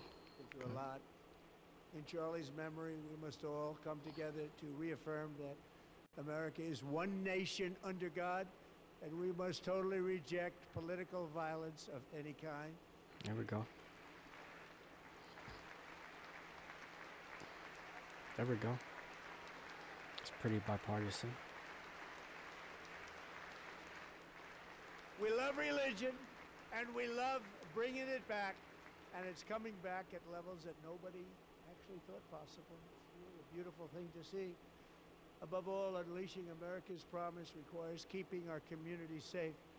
We have made incredible strides, yet dangerous repeat offenders continue to be released by pro-crime Democrat politicians again and again. We are honored to be joined tonight by a woman who's been through hell, Anya Zuretska. In 2022, she and her beautiful daughter, so beautiful. I thought he said beautiful young transgender. woman, Irina fled war-torn Ukraine to live with relatives near Charlotte, North Carolina. And by the way, what's going on with Charlotte? Last summer, 23-year-old Irina was riding home on the train when a deranged monster who had been arrested over a dozen times and was released through no cash bail, stood up and viciously slashed a knife through her neck and body. No one will ever forget there were people on that train. No one will ever forget the expression of terror on Irina's face as she looked up at her attacker in the last seconds of her life. She died instantly. She had escaped a brutal war only to be slain by a hardened criminal, set free to kill in America, came in through open borders. Mrs. Zuretska, tonight I promise you we will ensure justice for your magnificent daughter, Irina. It's insane, yeah. Anybody who saw that video it's insane.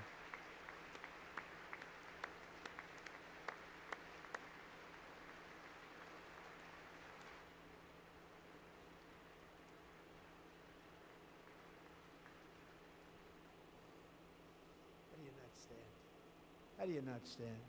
I'm asking this Congress to pass tough legislation to ensure that violent and dangerous repeat offenders are put behind bars, and importantly, that they stay there.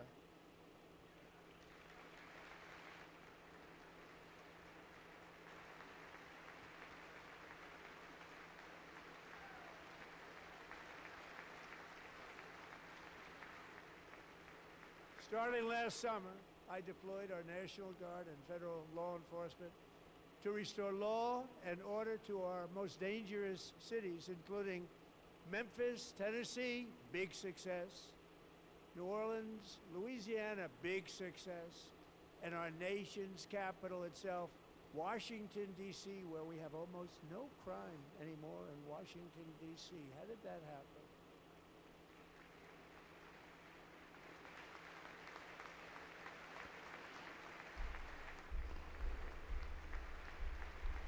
In fact, crime in Washington is now at the lowest level ever recorded, and murders in D.C. this January were down close to 100%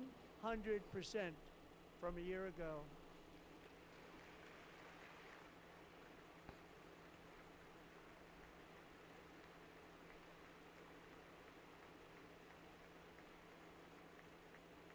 I don't like to hear that. One of the sick people, one of the brave service members who helped achieve this stunning turnaround was 20-year-old West Virginia Army National Guard Specialist Sarah Beckstrom. After a 4-month deployment, she voluntarily extended her service, and her rank was going to be lifted. She was doing so well. They were so proud of her. But the very next day, she was on patrol near the White House when she was ambushed and shot in the head by a terrorist monster from Afghanistan. Shouldn't have been in our country. And all because she wore the uniform of our nation, she was shot. He traveled here because he didn't like people wearing our uniform. He was sick and deranged, shouldn't have been in our country. Sarah Beckstrom died in order to defend our capital, and we are honored to be joined by her wonderful parents, Gary and Evalie. Your daughter was a true American patriot, and she will be greatly missed. She was a great person. I saw reports on her. They've never seen anything like it.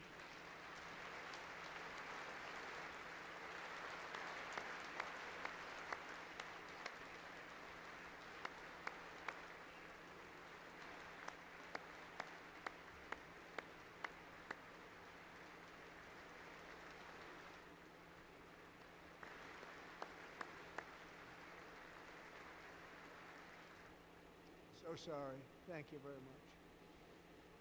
A great young lady. I saw reports that were like, perfect. She was perfect.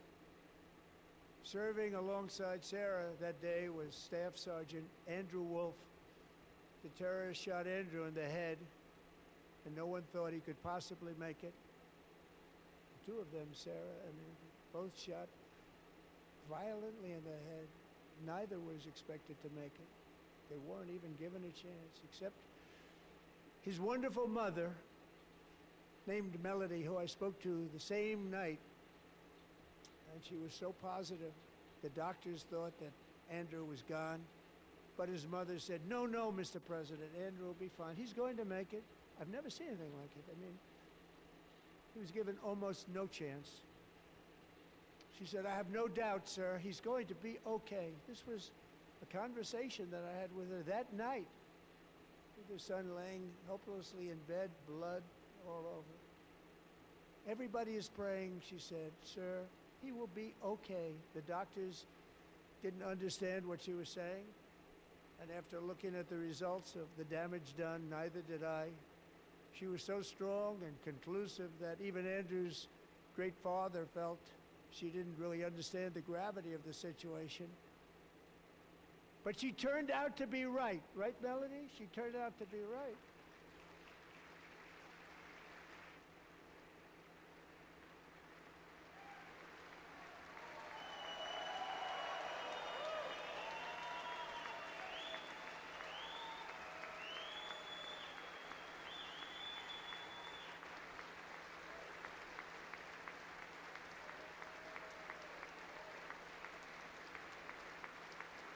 This is good. Bipartisan.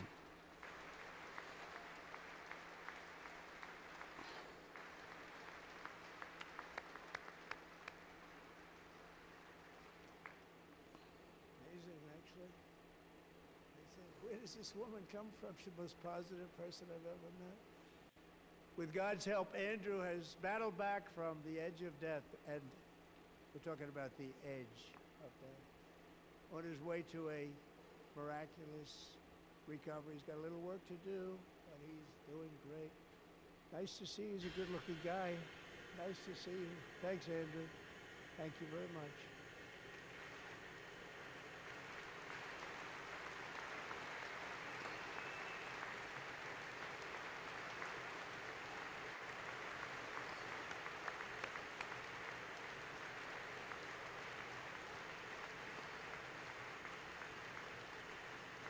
So, Andrew, while you're up, now I'm going to ask a highly respected General James Stewart to present Staff Sergeant Andrew Wolf, the great family of Sarah Beckstrom, with the award created by our late, great President George Washington himself. It's called the Purple Heart.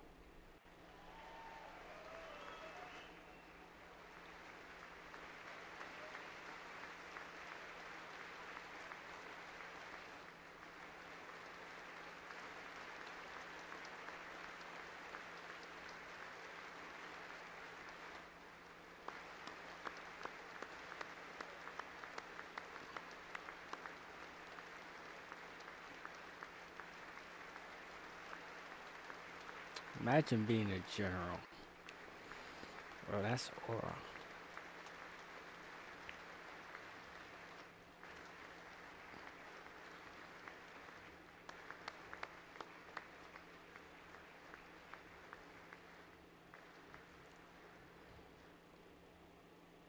We love you all. Love you. We're proudly restoring safety for Americans at home, and we are also restoring security for Americans abroad. Our country has never been stronger. In my first 10 months, I ended 8 wars. 8 wars including is one of the Cambodia. words. Isn't it funny? Sick people. Cambodia and Thailand, Pakistan and India would have been a nuclear war. 35 million people said the Prime Minister of Pakistan would have died if it were not for my involvement. Kosovo and Serbia, Israel and Iran, Egypt and Ethiopia, Armenia and Azerbaijan, the Congo and Rwanda, and of course the war in Gaza, which proceeds at a very low level. It's just about there. And I want to thank Steve Witkoff and Jared Kushner for your help. Thank you, Steve. Thank you, Jared.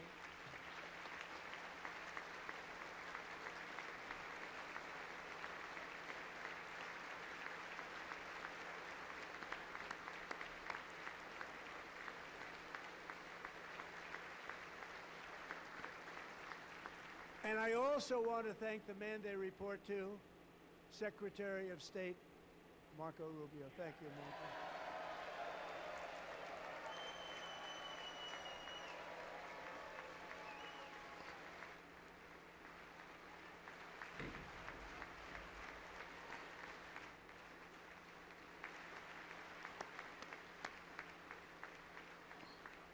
People don't like you.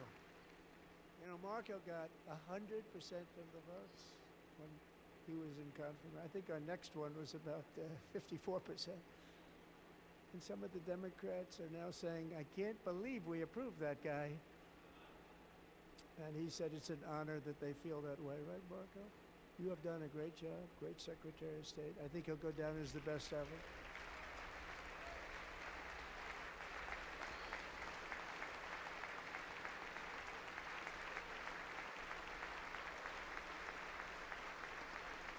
Under the ceasefire I negotiated, every single hostage, both living and dead, has been returned home. Can you believe that?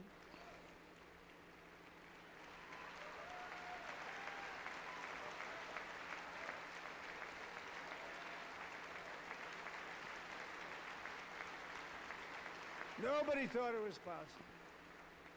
Nobody thought that was possible. Both living and dead. And those parents who had a dead son, their boy, they'd always tell me their boy, they wanted him as much as though he were living. It was an amazing period of time. They came back, and when we got all of the living hostages back, and many, many before them, but I always said those last 20 are going to be very tough, but we got many, many more, hundreds. But I said those last 20 are going to be tough. We got them back. But we only got back 14 or 15 of the dead of the 28. And believe it or not, Hamas worked along with Israel, and they dug and they dug and they dug. It's a tough thing to do, going through bodies all over, passing up 100 bodies sometimes for each one that they found. Tough job. And they finally got it back to 27. And then Steve and Jared, they got it back to 28.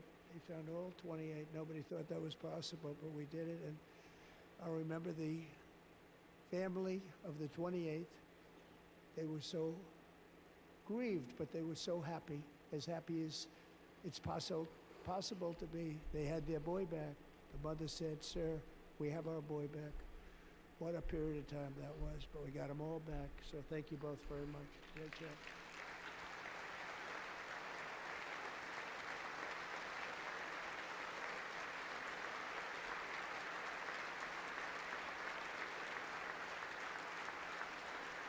And we're working very hard to end the 9th war, the killing and slaughter between Russia and Ukraine, where 25,000 soldiers are dying each and every month. Think of that, 25.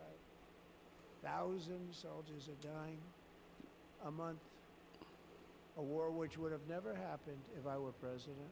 Would have never happened. As president, I will make peace wherever I can, but I will never hesitate to confront threats to America wherever we must. That's why in a breakthrough operation last June, the United States military obliterated Iran's nuclear weapons program with an attack on Iranian soil known as Operation Midnight Hammer.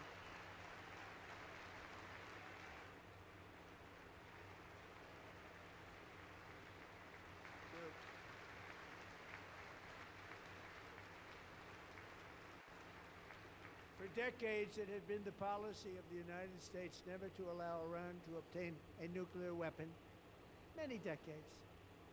Since they seized control of that proud nation 47 years ago, the regime and its murderous proxies have spread nothing but terrorism, death, and hate.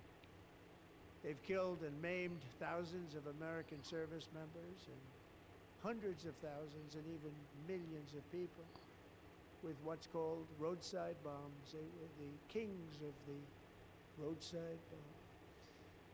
And we took out Soleimani. I did that during my first term. Had a huge impact. He was the father of the roadside bomb.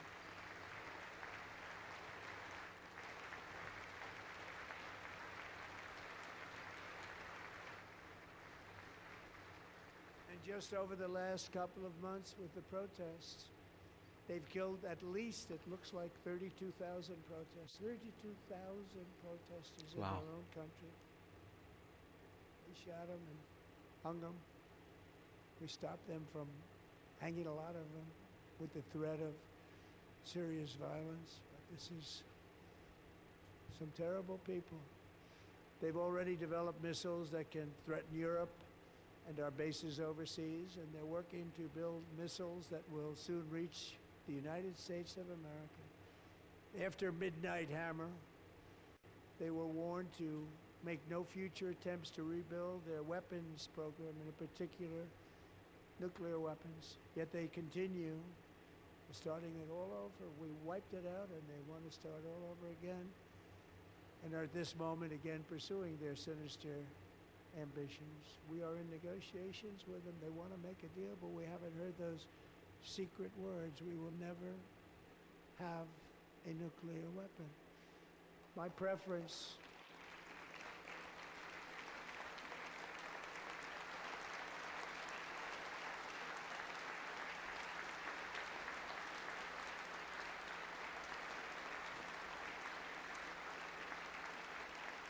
preference is to solve this problem through diplomacy.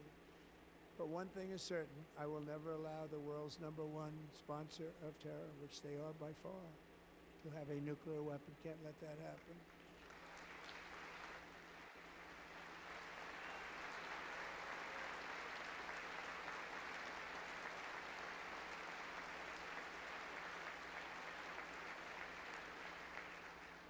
And no nation should ever doubt America's resolve. We have the most powerful military on earth. I rebuilt the military in my first term. We're going to continue to do so. Also, just approved a $1 trillion budget. We have no choice. We have to be strong. Because hopefully we will seldom have to use this great power that we built together. It's really called peace through strength, and it's been very, very effective.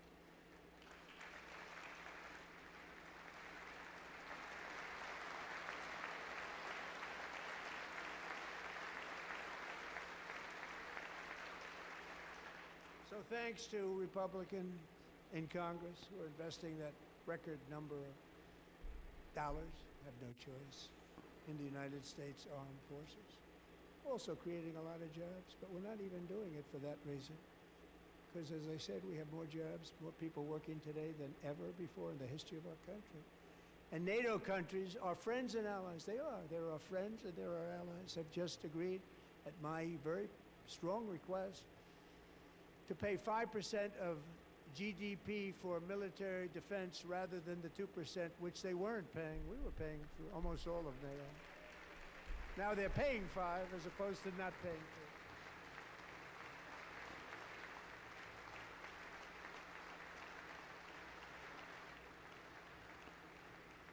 And getting that 5% was something which everyone said would never be done, could not happen. We got it really easily. One meeting.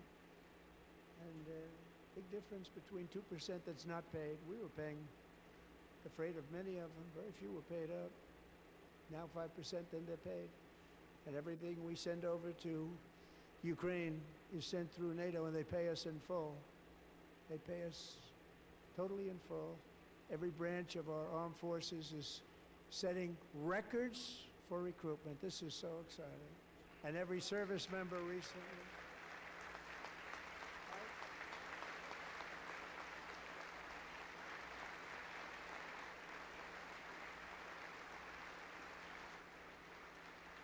And every service member recently received a warrior dividend of $1,776.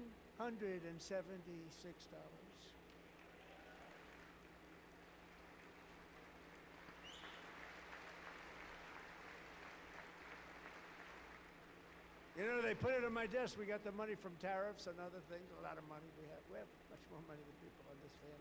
Have to rebuild that program a little bit, but it won't take long.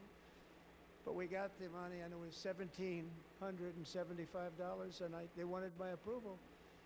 And I said, what's the number? $1,775. I said, wait a minute. For $1 more, we can have $1,776. It's going to I said, we're going to figure that. I never asked anybody if we could afford it. $1 more. I said, $1,776. And I said, that's good. And I'll tell you what, our military, that was 4 months ago, our military, I never see a person in the military that doesn't thank me for it, so we're honored to do it. They deserve it. And we call it 1776. It was great. And we love our military. We love our law enforcement. We love our firemen. You know, the firemen don't get mentioned enough. We love our firemen. We're also...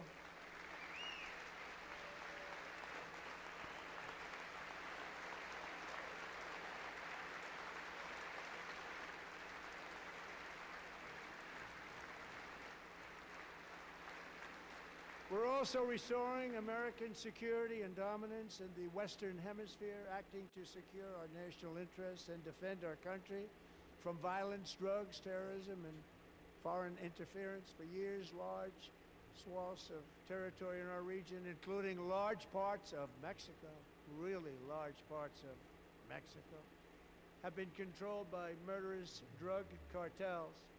That's why I designated these cartels as foreign terrorist organizations, and I declared illicit fentanyl as a weapon of mass Cartel was one of the words.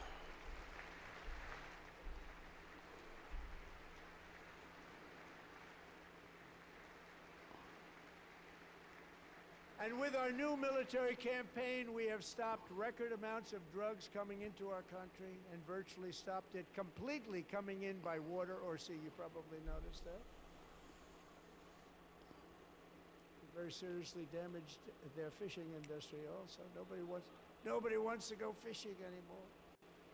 We've also taken down one of the most sinister cartel kingpins of all. You saw that yesterday. In January,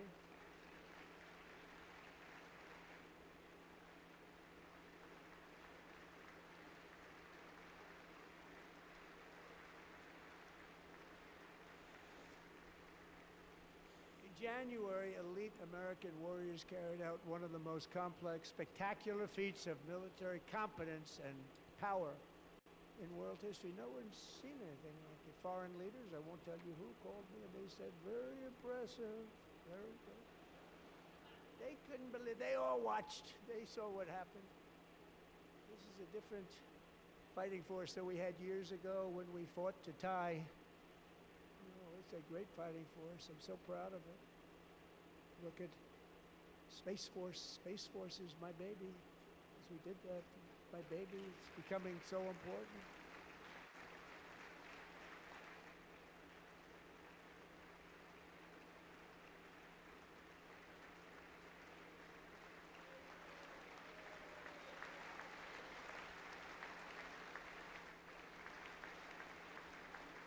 And America's armed forces overwhelmed all defenses and utterly defeated an enemy, good fighters, to end the reign of outlaw dictator Nicolas Maduro and bring him to face American justice.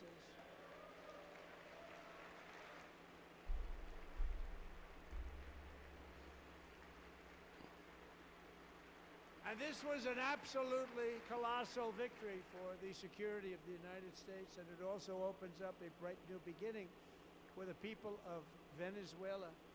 We're working closely with the new president of Venezuela, Delcy Rodriguez, to unleash extraordinary economic gains for both of our countries and to bring new hope to those who have suffered so terribly. They really did suffer. With us tonight is Alejandro Gonzalez. He grew up in a tight-knit Venezuelan family and was especially close to her beloved uncle Enrique. But after Enrique ran for office and opposed Maduro, he was kidnapped by Maduro's security forces and thrown into the regime's really infamous prison in Caracas. Alejandro feared she would never see her uncle again. She feared for her own life also. But since the raid, we have worked with the new leadership, and they have ordered the closure of that vile prison and released hundreds of political prisoners already, with more to come. Alejandro, I'm pleased to inform you that not only has your uncle been released, but he is here tonight. We brought him over to celebrate his freedom with you in person. Enrique, please come down.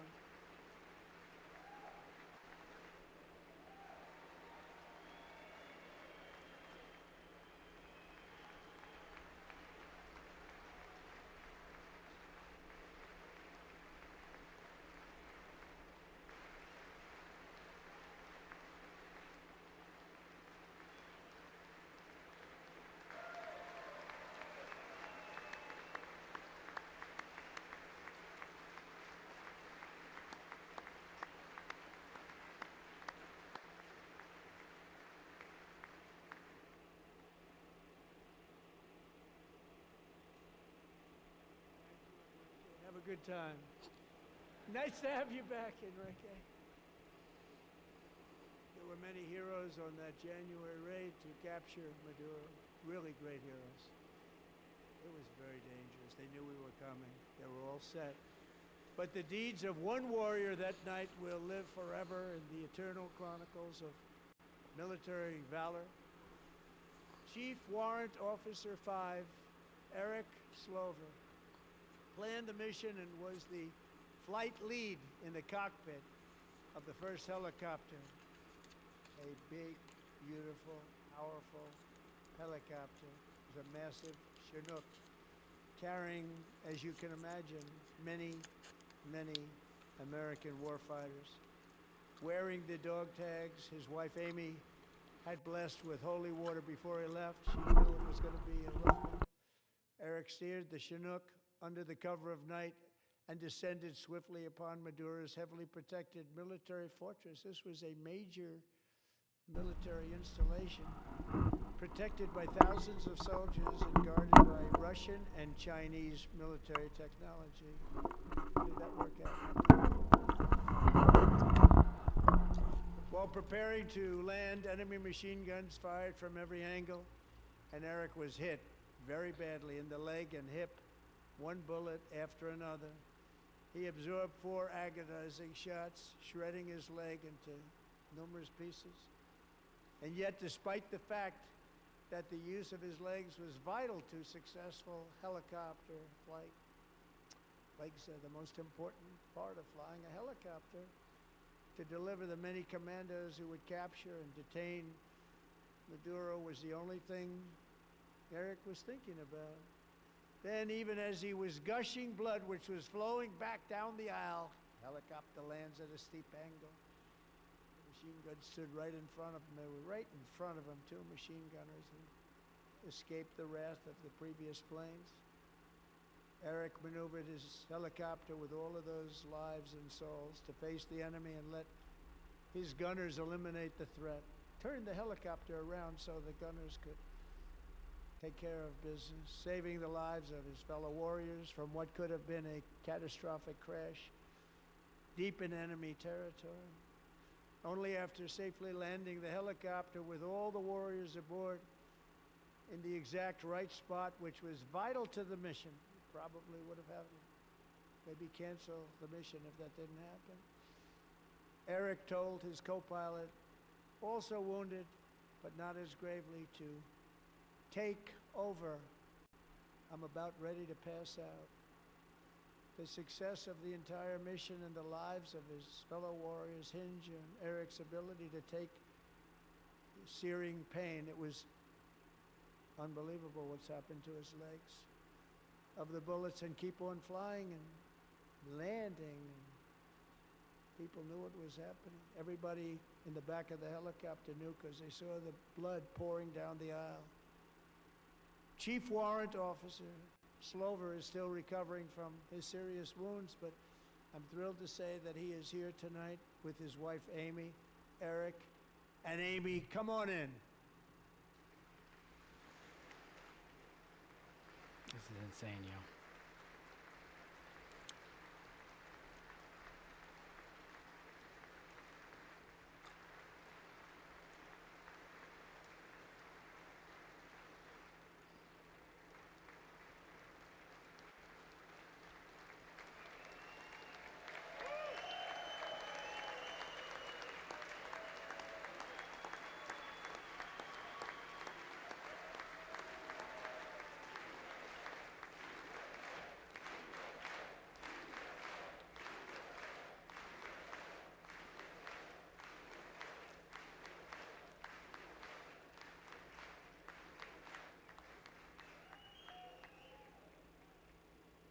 So we have a surprise for Eric and Amy. In recognition of Eric's actions above and beyond the call of duty, I would now like to ask General Jonathan Braga to present Chief Warrant Officer Slover with our nation's highest military award, the Congressional Medal of Honor. There it is. It's insane, dude.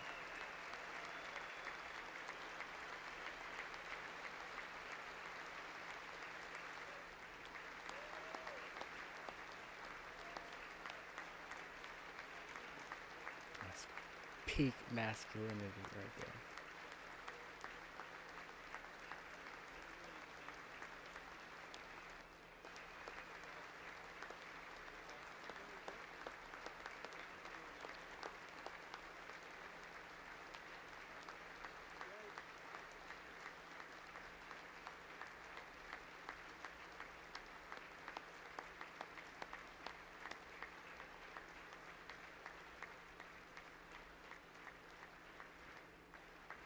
And the Supreme Court doesn't applaud for that?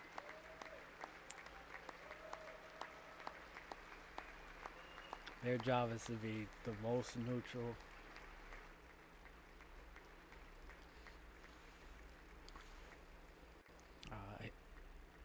President Trump did violate the Constitution. Well, thank you very much, Eric and Amy.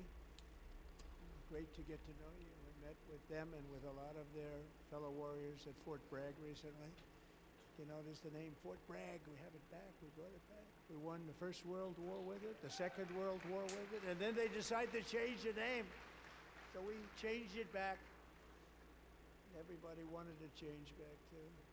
And 10 of Eric's fellow warriors from that incredible night of victory will also be receiving medals at a private ceremony that will soon be held at the White House, and Eric will be there.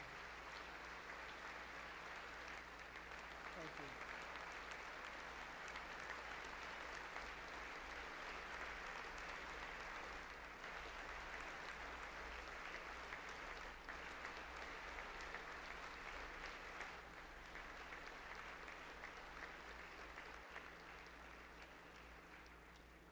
Thank you, Eric.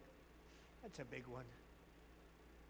Tonight we've celebrated many truly extraordinary American patriots, but there is one last living legend to honor before we go.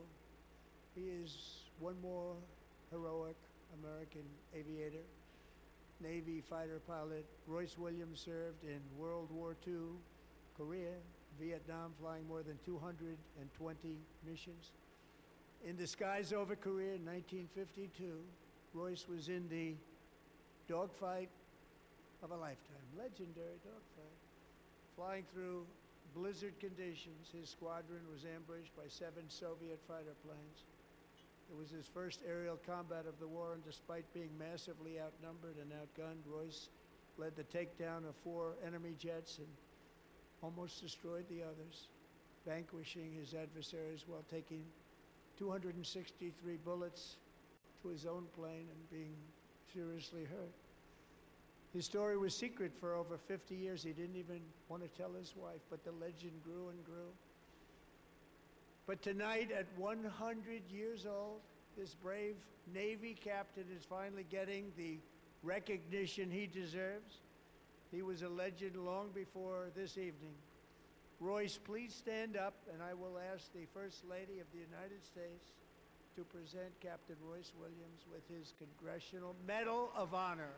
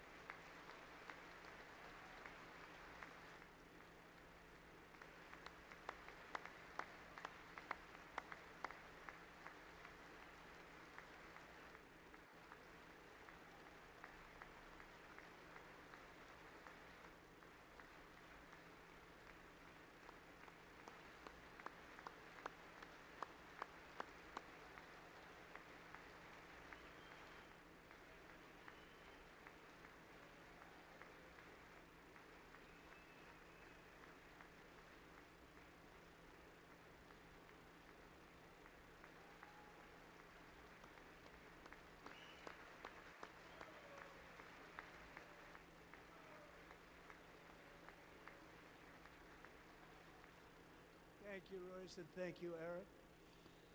I've always wanted the Congressional Medal of Honor, but I was informed I'm not allowed to give it to myself, and I wouldn't know why I'd be taking it, but if they ever open up that law, I will be there with you someday. But you know, that's our highest honor, Congressional Medal of Honor, and that's a big thing, and Well, it's an honor to he be in the was, same room with you. you know, Thank you both very much, he's Eric. been Thank through you. assassination attempts.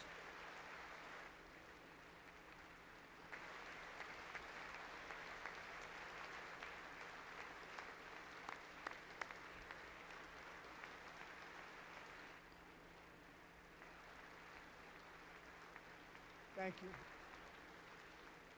250 years is a long time in the life of a nation, but in another sense, it's really a mere moment in the eye of history. Two of the gentlemen we met in the gallery this evening took their first breaths 1 century ago, 100 years before that, on July 4th, 1826, the author of the Declaration of Independence, brilliant, Thomas Jefferson drew his last breath. Just a single long human lifespan separates the giants who declared and won our independence from the heroes who stand among us tonight. Everything our nation has done, everything we have achieved, has been the work of those few great lifetimes. In those brief chapters, Americans built this nation from 13 humble colonies into the pinnacle of human civilization and human freedom, the strongest, wealthiest, most powerful, most successful nation in all of history. Americans ventured out across the daunting and dangerous continent. We carved paths through an unforgiving wilderness, settled a boundless frontier, and tamed the beautiful but very, very dangerous Wild West. From empty marshes and wide open plains, we raised up the world's greatest cities. Together we mastered the world's mightiest industries and shattered history's monstrous tyrannies. And we liberated millions from the chains of fascism, communism, oppression, and terror. Americans lifted humanity into the skies on the wings of aluminum and steel. And then we launched mankind into the stars on rockets powered by sheer American will and unyielding American pride. We wired the globe with our ingenuity. We captivated the planet with American culture. And now we are pioneering the next great American breakthroughs that will change the entire world. All of this and so much more is the enduring legacy, unmatched glory of the hardworking patriots who built and defended this country and who still carry the hopes and freedoms on all of humanity's backs. For years they were forgotten, betrayed, and cast aside. But that great betrayal is over, and they will never be forgotten again. Because when the world needs courage, daring, vision, and inspiration, it is still turning to America. And when God needs a nation to work his miracles, he knows exactly who to ask. There is no challenge Americans cannot overcome, no frontier too vast for us to conquer, no dream too bold for us to chase, no horizon too distant for us to claim. For our destiny is written by the hand of providence, and these first 250 years were just the beginning. From the rugged border towns of Texas to the heartland villages of Michigan, from the sun-kissed shores of Florida to the endless fields of the Dakotas, and from the historic streets of Philadelphia to right here in our nation's capital, Washington, D.C., the golden age of America is upon us. The revolution that began in 1776 has not ended. It still continues because the flame of liberty and independence still burns in the heart of every American patriot.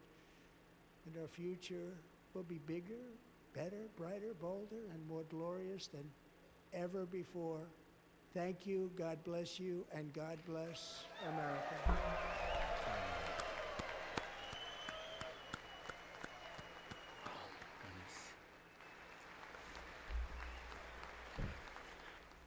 Punctuated by some pretty horrific Democratic behavior, which I think is going to be the story of the night.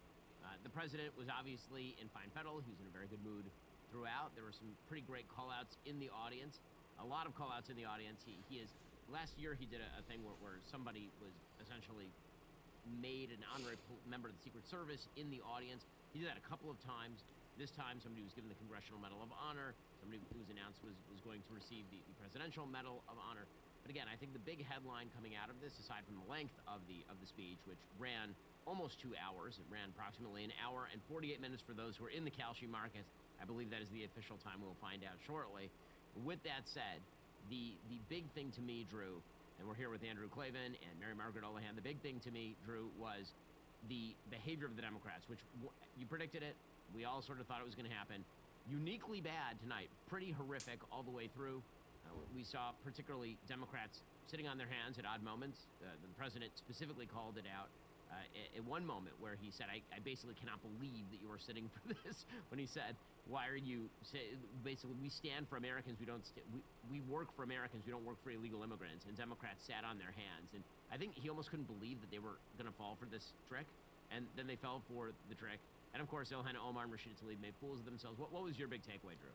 The only thing I would say differently than that is I don't think the takeaway was how badly they acted.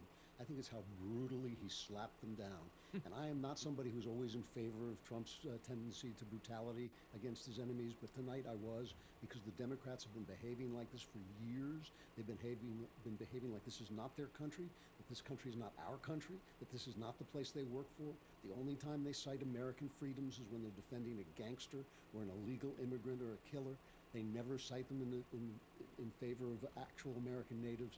They have embarrassed themselves, they've humiliated themselves, they've shown themselves to be petty and nasty and small, and he maneuvered them into this situation where he dug the pit, but they had to walk into it, and they did. And I was sitting there. I have to say, these speeches are not always the most interesting. This was a long speech. It had moments where it seemed to be go on forever. But in that moment, I sat up straight, and I was watching people get what they deserve. And I'm not for vengeance, but I am for justice, and that was justice. And I just thought it was terrific to watch this master of the put-down find a group of people who had earned every little bit of it. And I thought it was beautiful. I thought it was great. And obviously, you know, I love all the celebrations of great heroes, the hockey players, Erica Kirk, it's wonderful. That was just magnificent. And what, as you say, it was two things he did.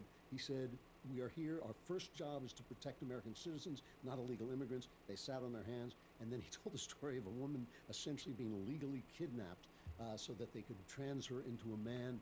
And he said, when they sat on their hands, then he said, you people are crazy. I just thought that was absolutely great. I'm telling you, if they hadn't earned it, I would think it was uncivil, but it was just right.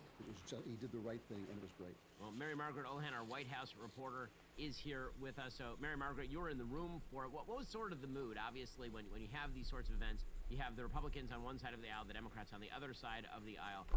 The big game seems to be now trying to figure out when Democrats stand, when they don't stand. Were there any moments where they actually stood in unity, or was it pretty much on their hands the entire time? No, I wouldn't say there were any moments when everyone stood in unity. I think, you know, many of them stood for Charlie Kirk, thankfully, and there was chants of Charlie, Charlie, Charlie. Not everyone stood for him. And I think, in general, the mood in the room was the Democrats on the one hand, kind of saltily sitting around, and then a few of the more radical Democrats shouting, yelling. In fact, I'm hearing from other reporters in the room, I didn't hear it myself, that Ilhan Omar said the F word at one point towards Trump. Can't confirm that myself, but again, that's what other reporters are saying. And then meanwhile, the president himself, the reporters at Daily Wire, we were all talking about this earlier, his mood was almost jovial. It was exuberant. He was just so excited going into this speech, all the way through it. And I listened to the president a lot. I spent a lot of time listening to his remarks. He sailed through this speech. He, you know, touched on every single point, on every single guest, but he moved really quickly through it. It wasn't really the more weavy speech that we might have been expecting, that we might have even seen last year. And to me, Ben and Drew, I think that signals that he is very aware that he had the eyes of the nation, if not the world, on him, and he was using this speech to great effect. The midterms are coming up. He knows that he needs to spend a lot of time reaching American voters, letting them know what his agenda is. And to me, a lot of this was showing American voters, don't forget that the Democrats are not on your side. Look at all these different examples of things that they don't stand with you with. Don't forget that they still support radical gender ideology. Don't forget that they don't want to protect your young women on the metro. They don't care about your young women as they're taking metro rides and if they're brutally killed by violent criminals. And so all of these messages are going to make for fantastic talking points going forward. They're going to make for fantastic stories going forward. And, you know, especially when it came to gender ideology, I found this really interesting because you all know that I spent a lot of time covering this before I became White House correspondent. He harpened on that one specific word, crazy. He says, this is just crazy. And that is one of the messages of his 2024 campaign that I think resonated so deeply with American voters who are so tired of hearing about radical gender ideology and being told that it was normal and not insane. And so he's hearkening back to those words and reminding the public, no, it's not okay for a little girl to be taken away from her parents by the state and transitioned. And he actually suggested he might do something about that as well, which I have a lot of sources telling me they're trying to get him to sign an executive order on that. So I was really interested in that as well.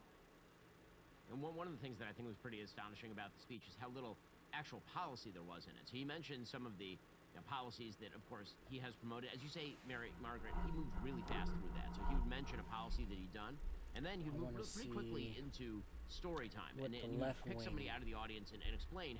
Media has to say. PPD. Making his money.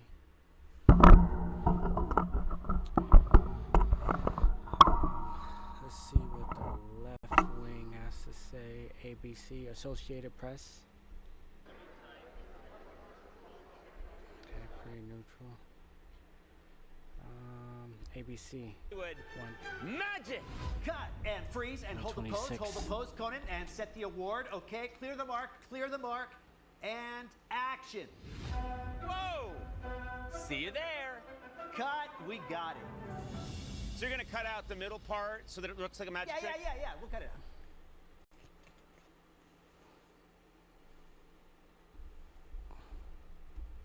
Okay, I trust you.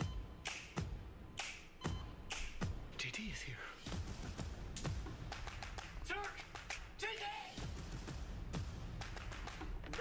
I want to hear the left-wing commentary. JD, I'm going down. Engage your core, Sea-Bear.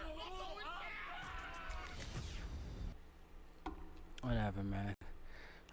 At this point, Of these people out of our country, and you should be ashamed of yourself.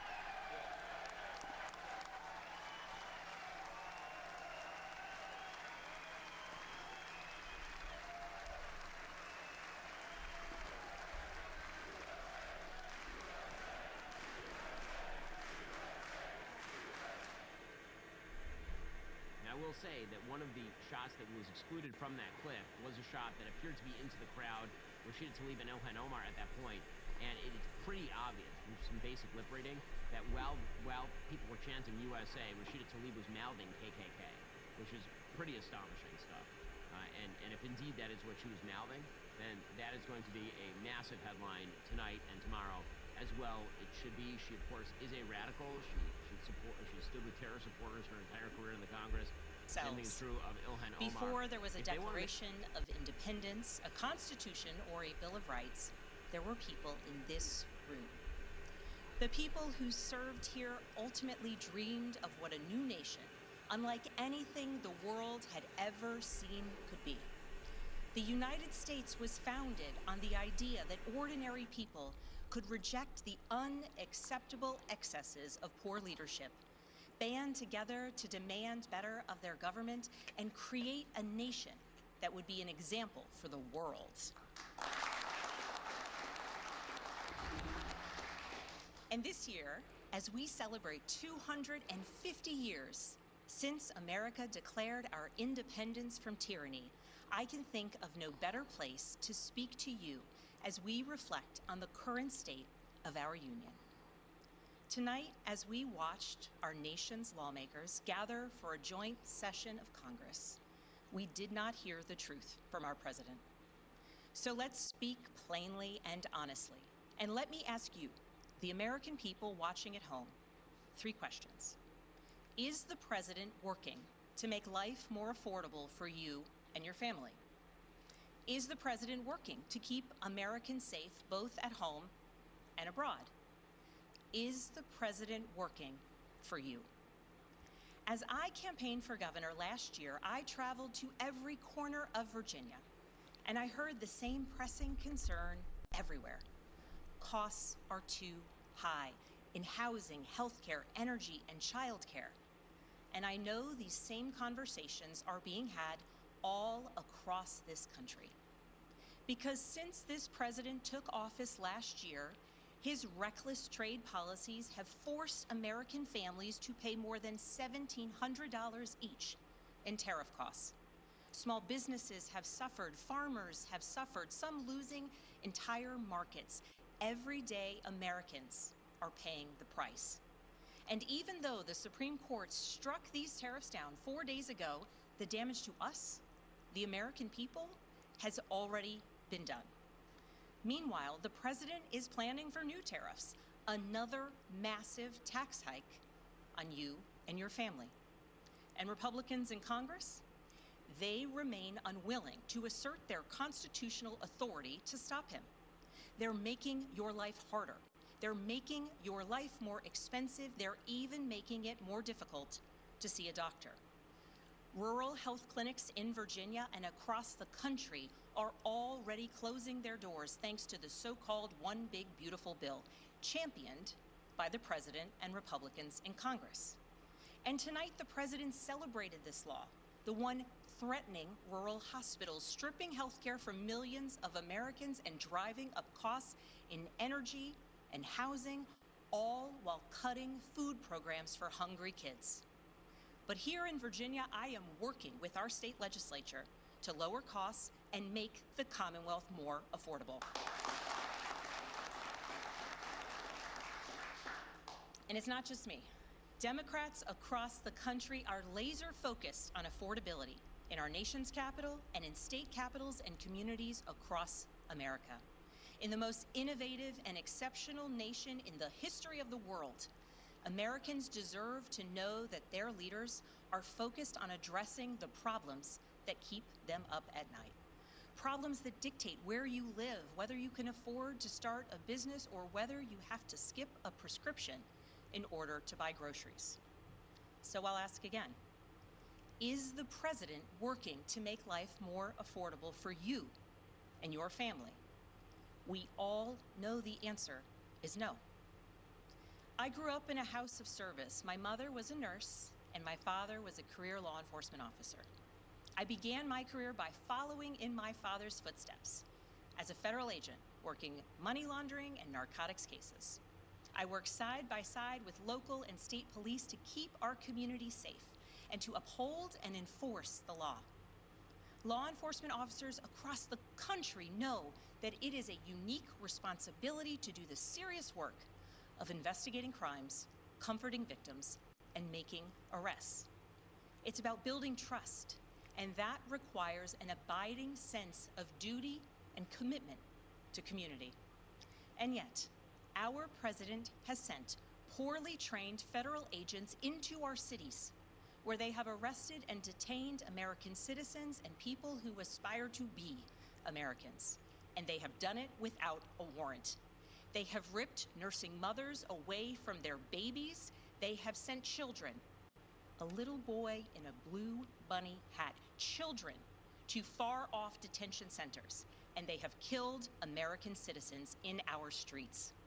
And they have done it all with their faces masked from accountability.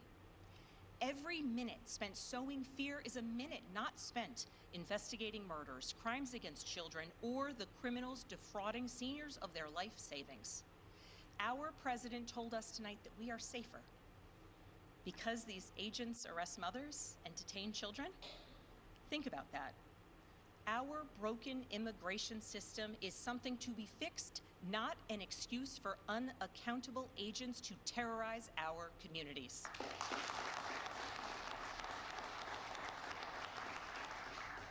After working in law enforcement, I continued my career of service as a CIA officer, working undercover to protect the United States and our allies from global threats, terrorism, nuclear weapons, and the aggression of adversarial nations around the globe.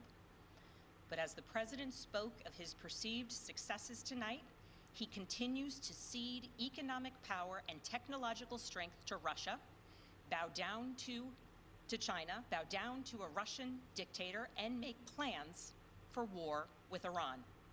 Here's the truth. Over the last year, through DOGE, mass firings, and the appointment of deeply unserious people to our nation's most serious positions, our president has endangered the long and storied history of the United States of America being a force for good. So I'll ask again, is the president working to keep Americans safe, both at home and abroad? We all know the answer is no. In his speech tonight, the president did what he always does. He lied, he scapegoated, and he distracted. And he offered no real solutions to our nation's pressing challenges, so many of which he is actively making worse. He tries to divide us. He tries to enrage us, to pit us against one another, neighbor against neighbor. And sometimes he succeeds. And so you have to ask, who benefits from his rhetoric, his policies, his actions, the short list of laws he's pushed through this Republican Congress? Somebody must be benefiting. He's enriching himself, his family, his friends. The scale of the corruption is unprecedented. There's the cover-up of the Epstein files, the crypto scams, cozying up to foreign princes for airplanes and billionaires for ballrooms, putting his name and face on buildings all over our nation's capital. This is not what our founders envisioned, not by a long shot.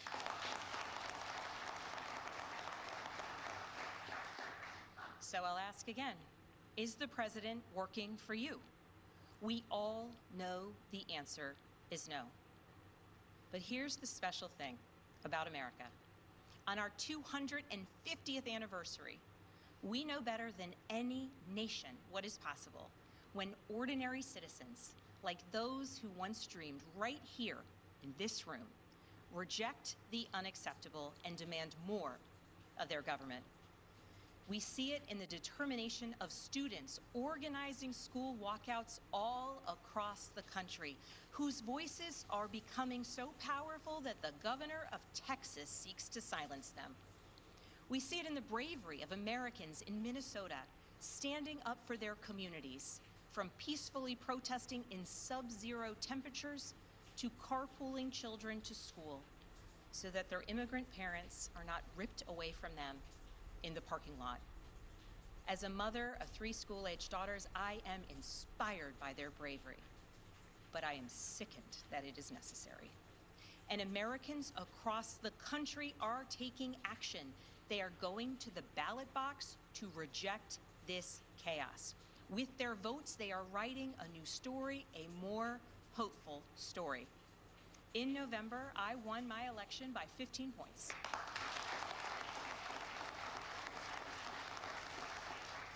And we won 13 new seats in our state legislature. Because voters decided they wanted something different. Our campaign earned votes from Democrats, Republicans, independents, and everyone in between. Because they knew as citizens they could demand more, that they could vote for what they believe matters, and that they didn't need to be constrained by a party or political affiliation. This is happening across the country. New Jersey elected Mikey Sherrill as governor in a double-digit victory. Democrats flipped state legislative seats in places like Georgia, Iowa, Mississippi, and Texas. The list goes on and on. Ordinary Americans are stepping up to run in the spirit of our forefathers. They are running to demand more and to do more for their neighbors and communities. I know this story well. I first ran for office in 2018 alongside dozens of other Democrats who did the seemingly impossible, flipping 41 seats in Congress.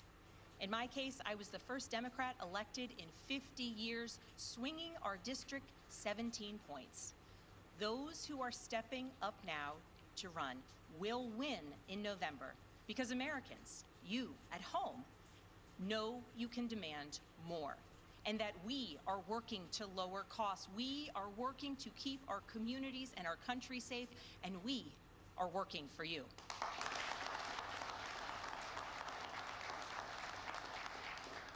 In his farewell address, George Washington warned us about the possibility of, quote, cunning, ambitious, and unprincipled men rising to power.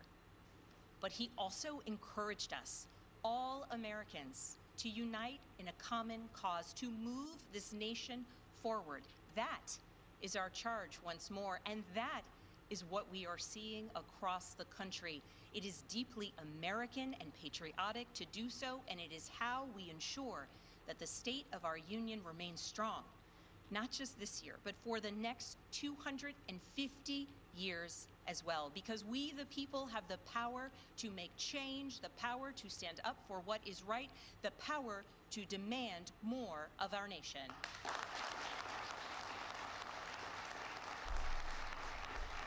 May God bless the Commonwealth of Virginia, and may God bless the United States of America. There you have it, Governor Abigail Spanberger of Virginia, the first woman governor of that state, winning in a decisive victory. Donna Brazil, I want to bring you in here tonight. First of all, this is not the easiest job after the State of the Union, whatever party's not in power, to have to give the response. She did fairly well there tonight, and do Democrats believe that she holds a key playbook in this midterm election year? There's no question that Abigail Spanberger and Mike. Oh boy, politics is so boring. All right.